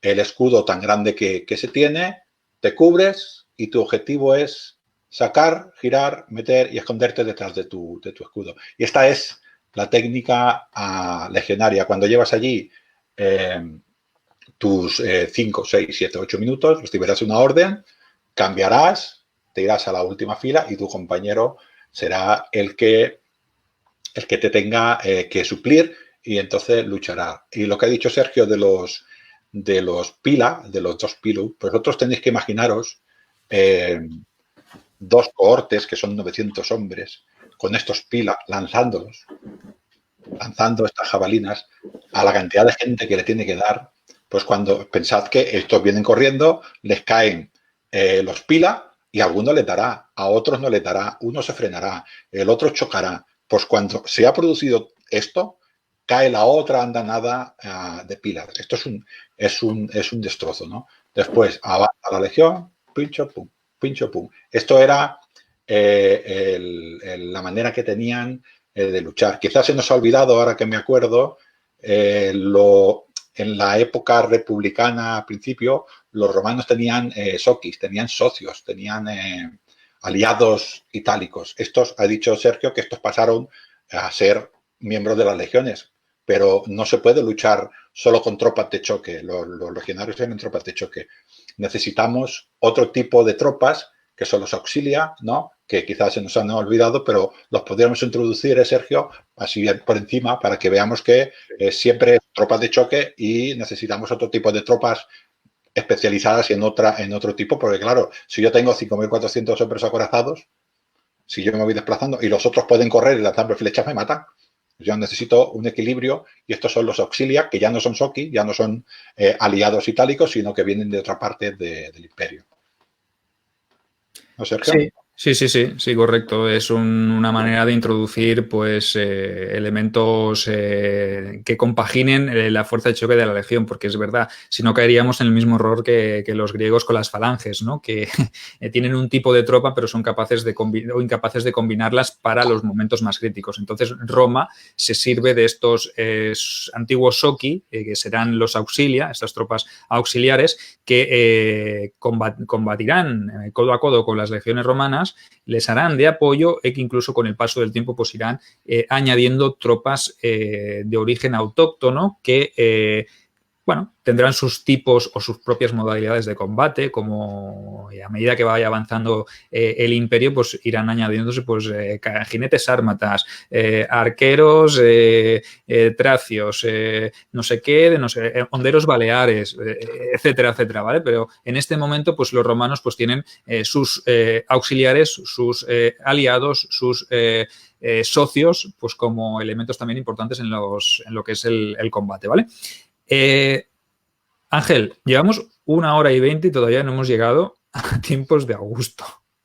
O estamos en tiempos de Augusto. O sea que no creo que lleguemos al Bajo Imperio, ni mucho menos podamos hacer esa distinción. No vamos a llegar ni a tiempos de Trajano, ¿vale? Porque vamos a un ritmo bastante lento porque nos vamos entreteniendo y vamos explicando pues con mucho detalle todo lo que hemos tratado, los puntos que teníamos más o menos previstos. ¿Te parece si contestamos algunas preguntas y damos 4 pinceladas más y hacemos un segundo programa la semana que viene o la otra para acabar de rematar el tema y el que quiera oírlo pues puede escuchar este de hoy y el de la semana que viene tendrá toda la charla completa sobre la evolución del ejército romano? Porque hemos evolucionado desde la monarquía desde el siglo VIII hasta el siglo I antes de Cristo. No hemos llegado ni a después de Cristo todavía. Nos hemos quedado aquí con los Julios. Creo que está bien pararlo. Podemos hablar de un par de temas más. Si quieres contestamos las preguntas, pero creo que sería interesante hablar del tema que se produce del poder que empiezan a tener los generales, que antes en las legiones de leva servían a la República.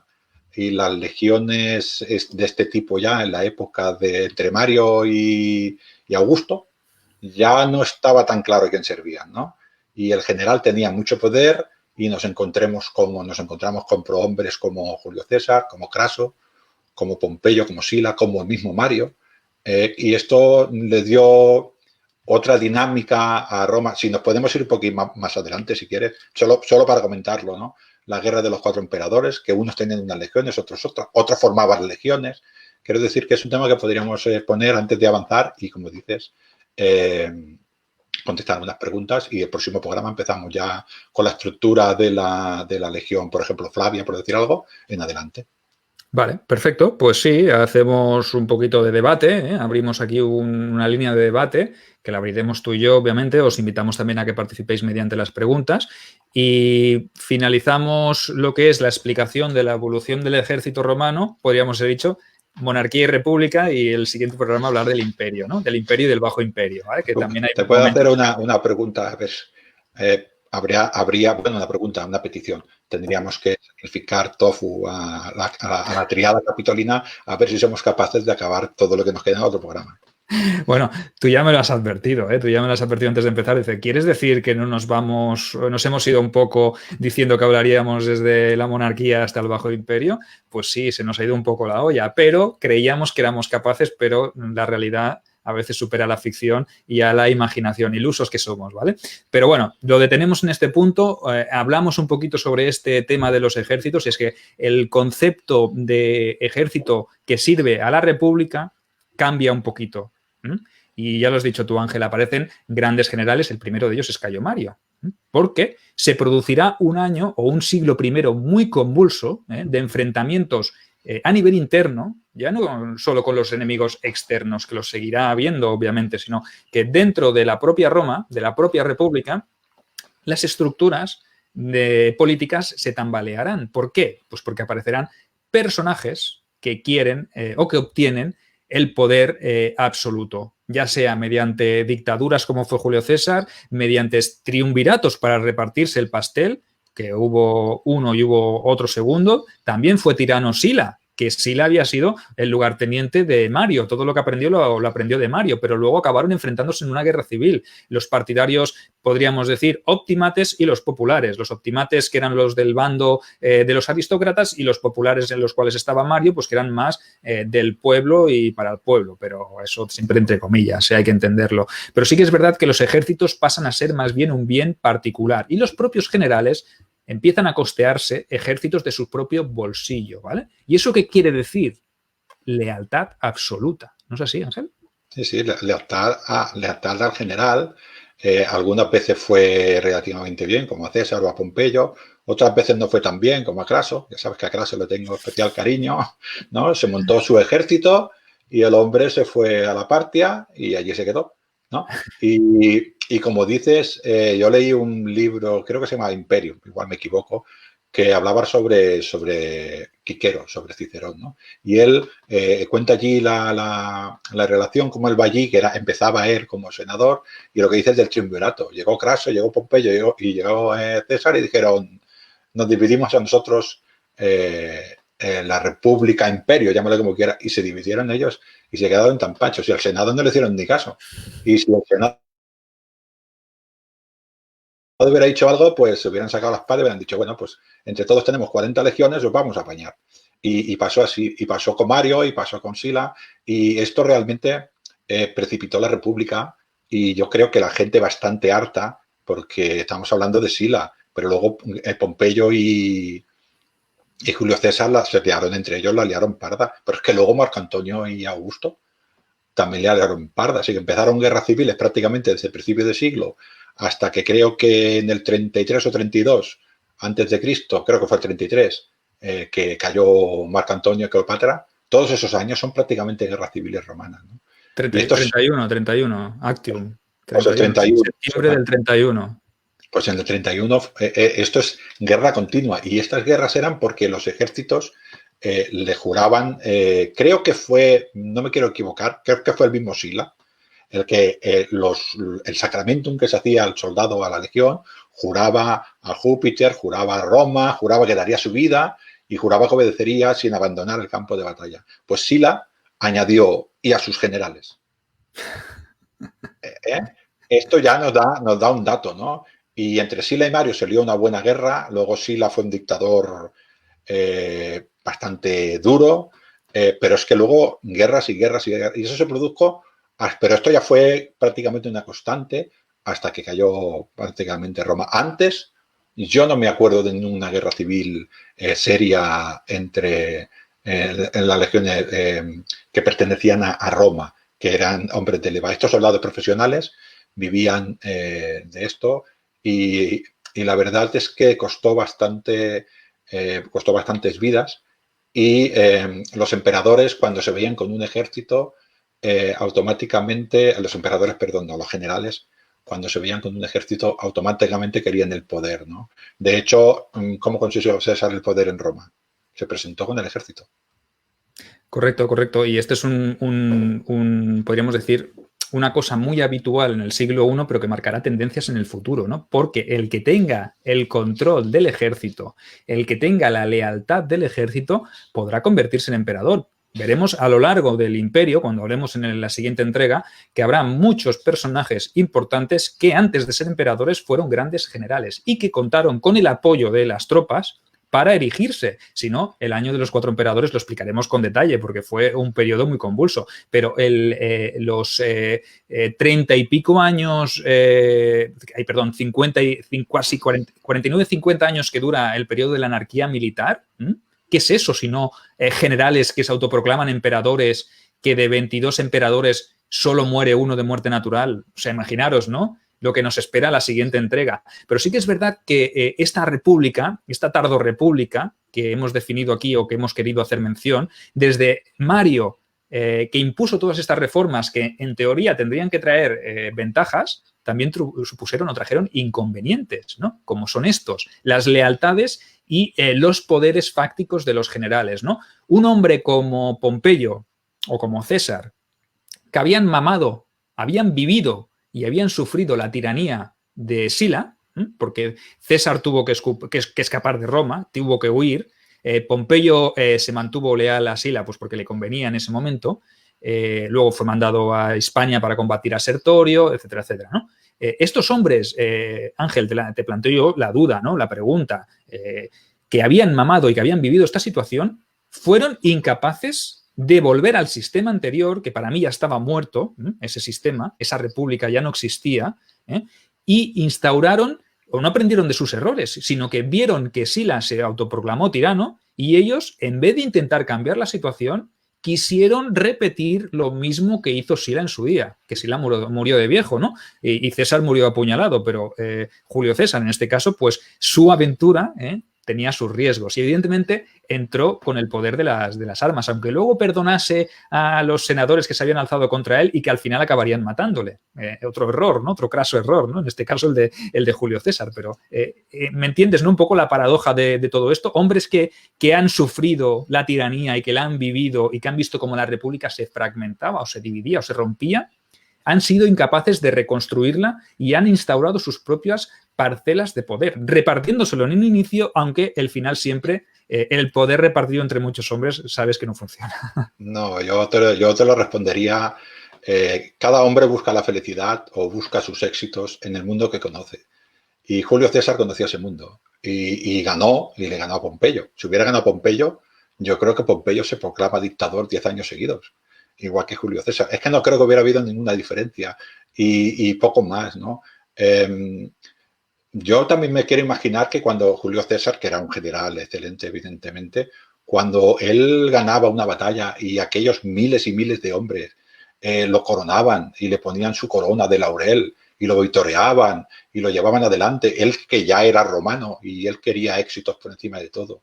Y además estos soldados, que sí que es cierto que daban muchos problemas, también es cierto que a partir de Mario se hicieron invencibles. O sea, no hubo, se peleaban entre ellos, pero un pueblo que realmente los pusiera en jaque ya no hubo. O sea, solo tenían problemas entre ellos, ¿no? El ver todos esos hombres tirarlos hacia adelante, el ver que toda la decimotercera lo elevaba prácticamente como si fuera un dios, que lo seguían, que esos hombres daban la vida por él, esto te tiene que dar muchos humos, ¿no? Y claro, te tira para adelante. Y luego lo que digo yo, tú vives en esa sociedad y ves lo que ves. Tú ves a Sila, ves que hace eso y tú haces lo mismo. Porque vamos a plantear lo contrario, ¿no? ¿Qué iba a hacer César? Lo que había visto. Como era Roma, es lo que dices tú, el Senado era la República funcionaba cuando Roma era pequeñica. Era totalmente ineficiente ya para controlar toda la extensión de las tierras de Roma. No sé si la solución era el imperio o era toda esa guerra civil. Probablemente se podía buscar otra solución. Pero la lentitud de las decisiones del Senado, esa timocracia, ese poder de los poderosos, los soldados que son pobres, entre comillas, con armas, llega un hombre que les promete no sé qué, pues se van con él. Y esto pasó hasta que llegaron algún emperador fuerte que lo paró, pero los emperadores fuertes lo paraban. Este fenómeno que dices tú de poner adelante a los generales lo paraban. cuando había un emperador débil, lo que has dicho del año de los 4 emperadores, pero cuando murió Cómoro, el último de los antoninos, los 5 emperadores. Quiero decir que todo iba así. Lo normal cuando pasamos ya de los severos, ¿qué es? Cada vez que muere un emperador, una guerra civil. Y cada uno tenía su parte de ejército. Bueno, yo creo que era inevitable. Y además, vuelvo a repetir, los hombres juraban lealtad al general. Y estos hombres tenían tanto dinero que compraban a esos soldados. Y levantaban ejércitos, que lo hemos dicho antes, ¿no? Ejércitos leales. Si yo soy el que te paga, pues tú eres leal a mí, ¿no? Entonces, realmente, sí, me quedo con todo esto que has dicho como reflexión final, como evolución de los ejércitos. Estamos asistiendo a un fenómeno de un ejército que nace como un ejército que defiende la integridad de la ciudad, un ejército que se expande, un ejército que crece, que se sobrepone a grandes derrotas, como fueron, por ejemplo, con Pirro o con los cartagineses, con los cimbrios, ¿no? Grandes enemigos que te han puesto a prueba. Y tú de todo eso has salido vencedor. Imagínate si esos ejércitos no hubiesen tenido durante el siglo I a.C. guerras entre ellos y se hubiera podido invertir todos esos recursos materiales y económicos en expansión y en conquista. ¿Hasta dónde podría haber llegado Roma si en vez de sangrarse internamente se hubiese dedicado a combatir para afuera? Lo mismo que pasaría a partir del siglo III, después de la dinastía de los Antoninos, después de los Severos, que podríamos decir que aquí surge un pequeño debate sobre cuándo aparece el Bajo Imperio, cuándo acaba el Alto Imperio y empieza el Bajo Imperio. Hay gente que lo establece en época de Diocleciano. Yo soy más partidario de que a partir de tiempos de Alejandro Severo, cuando acaba la dinastía severa y empieza la anarquía militar, yo creo que ahí es donde se produce el principio del Bajo Imperio. No sé si tú compartes opinión conmigo, Ángel. Yo también, como yo me puedo permitir el lujo de, no sé, siempre digo que no soy historiador, es una cosa que la historia me gusta mucho, pero a nivel de ejército, a nivel de economía y a muchos niveles cambia bastante. Los severos son unos con sus claros oscuros, intentan hacer una Roma muy parecida a los antoninos. Lo intentan, no tienen su categoría como emperadores, pero ni de lejos, ¿no? Pero lo intentan. A partir de ahí todo ya es otra cosa. Yo creo que sí, que el Bajo Imperio empieza allí. Bueno, este debate lo retomaremos la semana que viene o la otra cuando sigamos con el tema de la evolución del ejército romano. Ya hemos dicho, entonces hoy, perdonadnos el título del programa, el título del directo, era Evolución del ejército romano, lo hemos dejado ahí, de tiempos monárquicos al final o a la caída del Imperio de Occidente. No os equivoquéis, no nos equivoquemos, Ángel. Evolución del ejército romano, parte 1, de la monarquía al siglo I a.C. La semana que viene o la otra será evolución del ejército romano 2, intentaremos que sea de finales de la República al Bajo Imperio, a la caída del Imperio Romano de Occidente, ¿vale? Entonces, este debate nos daría incluso, solo hablar de César y de este siglo I a.C. nos daría para muchísimo.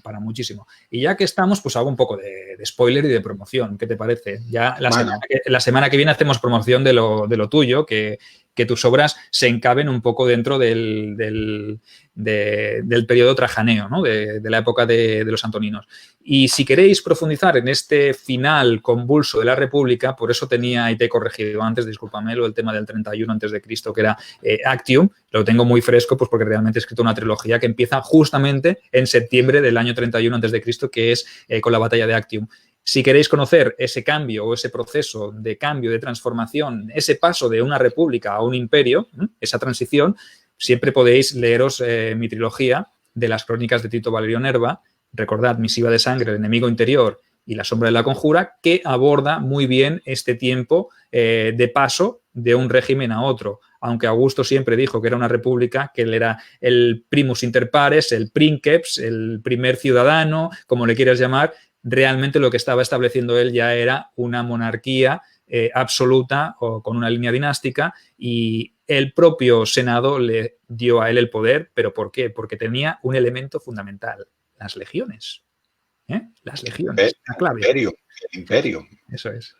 Entonces, si te parece, pues respondemos para finalizar las preguntas que nos habían quedado en el tintero. No sé si las tienes tú aquí a mano, Ángel, que antes me has dicho que...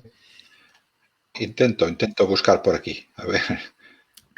La última que hemos respondido me parece que era de Jordi Vilalta, que nos hablaba sobre la vanguardia y los huélites que caían, ¿vale? Entonces, nos vamos al siguiente, que nos decía Juanito, gordito, que dice, pero alguien que tuviese dinero para comprarse equipación podía pasar a ser Astati o príncipe directamente, aunque no tuviese experiencia en la lucha.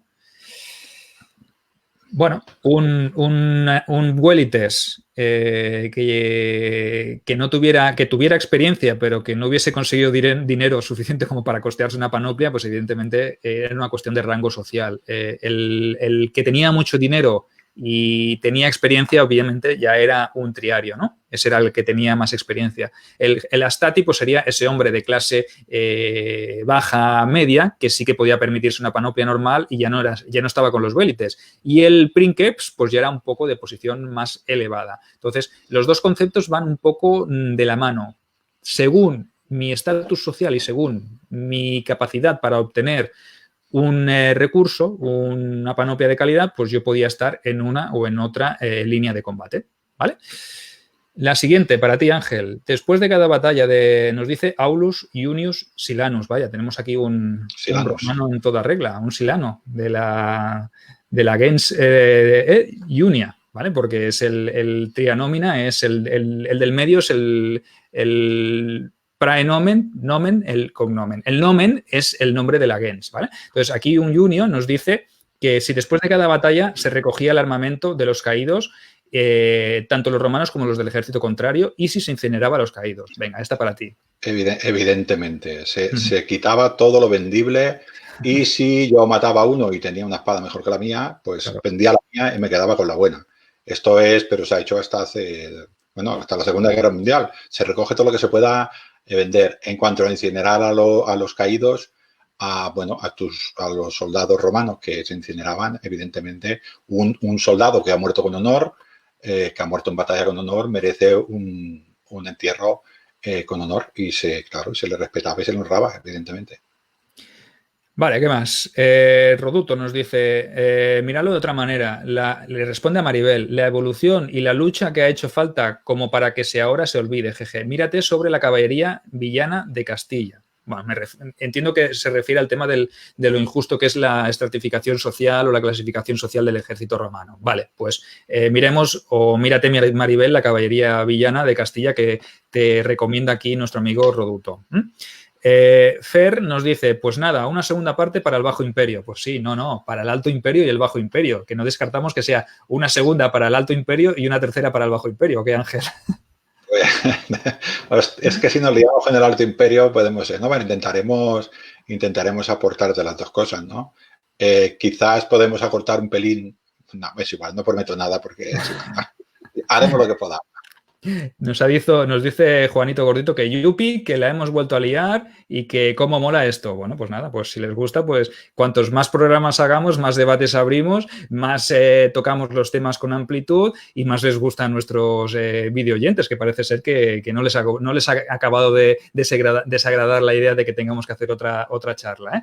Julio Marcel nos dice, también quisiera saber más sobre el papel de la caballería. Sabemos que el ejército romano se centraba en la infantería y su caballería era extranjera, como la de César, pero quisiera saber más sobre los equites o de caballería de ciudadanos romanos. Ya te avanzo, Julio, que la caballería romana era bastante mediocre, era bastante de andar por casa, se utilizaba mucho con la tarea de explorar, los exploradores, los especuladores, caballería de un apoyo bastante básico y, como tú bien dices, los ejércitos romanos, lo hemos dicho antes, lo hemos comentado con Ángel, se sustentaban en los auxilia, en las tropas auxiliares de aliados, de foederati, que ya saldrían más adelante, los numeri, etcétera, etcétera, que eran los contingentes que se traían de otras regiones y que se obligaban, o sí, podríamos decir que se obligaban a participar en combate pues por tratados, por acuerdos de paz, por tributos, etcétera, etcétera. Y las caballerías romanas no eran muy buenas y se utilizaban normalmente pues desde los jinetes galos, los germanos, los sármatas, los bátavos, que eran unos jinetes, una caballería pesada muy importante también de origen germano. Entonces sí que es verdad que tienes razón. Ya, si te parece, cuando entremos un poquito a hablar del imperio, hablaremos también con detalle de estos auxiliares, aunque también se merecerían un programa aparte. Ángel, la siguiente, léetela tú que me estoy quedando sin saliva, la de José R. López. el castrum como lugar protegido para el descanso o fortificación de la región también es reformado por Cayo Mario, con una evolución mejorada como consecuencia del ejército de centurias. No, el castrum, las castras ya se hablan en la época de Cipión el Africano. Polibio es la persona, Polibio de Megalópolis, que era un mecenado por los Escipiones, por los Cornelios. Ya nos describe muy bien. Yo es el sitio donde mejor he visto la descripción, tiene una descripción muy grande. Y el castrum como campamento provisional romano es muy antiguo, es de principios de la República. Ellos lo hacían de siempre. Es una manera de funcionar de los romanos que siempre les fue bien y ellos querían una buena defensa. Quizás la única evolución que ya no fue Mario, sino un poquitín más adelante, es que estos castras no eran ya, dijéramos, provisionales, sino que se quedaron fijos un poquitín más adelante. Pero el castro es republicano, pero de bastante anterior. Las primeras referencias que tenemos ya se habla de castrum. Perfecto. Nos dicen, Fer nos da las gracias, súper interesante. Jordi Vilalta nos dice que es un tema muy interesante y muy amplio y que se necesita otra sesión, obviamente. Ya ves que lo hemos intentado y hemos apostado fuerte, pero hemos perdido esta jugada. Se ríen. Aulus nos da las gracias. Gracias a ti por estar ahí. Fer también se ríe. Juanito Gordito nos dice que liarse, que ya le va bien, imagino, que ya le gusta. Fer nos vuelve a decir que se está dando cuenta que no hemos hablado nada alrededor de lo que rodeaba a los soldados, prostitutas, buhoneros, comerciantes, de los canabae. Bueno, ya hablaremos, no te preocupes, es que esto o nos centramos en el ejército o nos centramos en todo lo que rodea al ejército. Entonces, si te parece, porque sé que Ángel tiene un tema preparado sobre todo aquello que rodea al ejército, sobre las mujeres, el papel de la mujer dentro del ejército, no del ejército como sí, sino en el ambiente del ejército. Entonces, yo desde aquí, si quieres, Ángel, pues más adelante, en un futuro, esperemos que no sea muy lejano, como el de Star Wars, espero que nos adentremos en tocar este tema, pero es que si nos centramos en todo lo que rodea el Canabae y todo esto que nos pregunta Fer, pues podríamos no acabar nunca la evolución del ejército. Entonces, ¿lo dejamos para más adelante o qué? Sí, yo estoy dispuesto. Hay que tener en cuenta que de siempre, donde se ha movido un ejército, se ha movido negocio y se ha movido dinero y se ha movido todo tipo de servicios que necesitaban estos hombres, más o menos agradables a los ojos actuales, pero vuelvo a repetir que estamos hablando de otra época. Y evidentemente cada vez que se movía un ejército tiene necesidades de todo tipo, de comida, de sexo, de alcohol, de cualquier otra, de mantenimiento del equipo, y iba seguido, evidentemente, por toda una serie de personas que vivían del ejército. Pero haremos otro, o más adelante, si puede ser, nos centraremos en alguna castra de estas fija y daremos un poquitín de idea de lo que era, de todo lo que surge alrededor de un campamento legionario. Claro que podemos hablar, pues cuando hablemos, por ejemplo, del Alto Imperio, pues tocaremos un poquito por encima tu obra, el tema de Lignum en Tapae y Lignum en Roma, que es tu trilogía, y allí pues haces una muy buena definición de cómo era un castra y cómo se estructuraba y cómo funcionaba a nivel interno. Que también, aunque lo recordaremos en la siguiente entrega, pues también aprovechamos pues, para hacer un poquito de promo de tu trilogía. Son 2 libros de momento, pero el tercero me has dicho que está a punto de salir, ¿no? Entonces, ya aprovechamos la ocasión pues, para promocionar también tu obra y que los lectores que se han quedado con más ganas de saber cómo funcionaba internamente una legión de época de Trajano, pues oye, tú también explicas y narras muy bien todo este entorno, lo que tú has dicho, todo esto que se montaba alrededor de un castra, ¿verdad? Sí, todo lo que es un castra, todo lo que es hacerse legionario, todo lo que supone dejar el hogar, todo lo que supone ponerse delante del enemigo, todo lo que suponen los miedos, las esperanzas, qué espera un hombre en el ejército, porque los soldados, a pesar de que llevan la lorica, que llevan su armadura, son personas, sufren, sienten, padecen, tienen esperanzas, tienen ilusión. Pues esto también es ejército, que nosotros hablamos de grandes generales, hablamos de grandes movimientos, de tropa, de evolución, pero cada una de estas personas tiene unos pensamientos y piensa en su futuro, en su vida, y evidentemente no quiere morir y está allí a veces sin querer, sin poder o porque no tiene otra alternativa. Yo trato todos estos temas.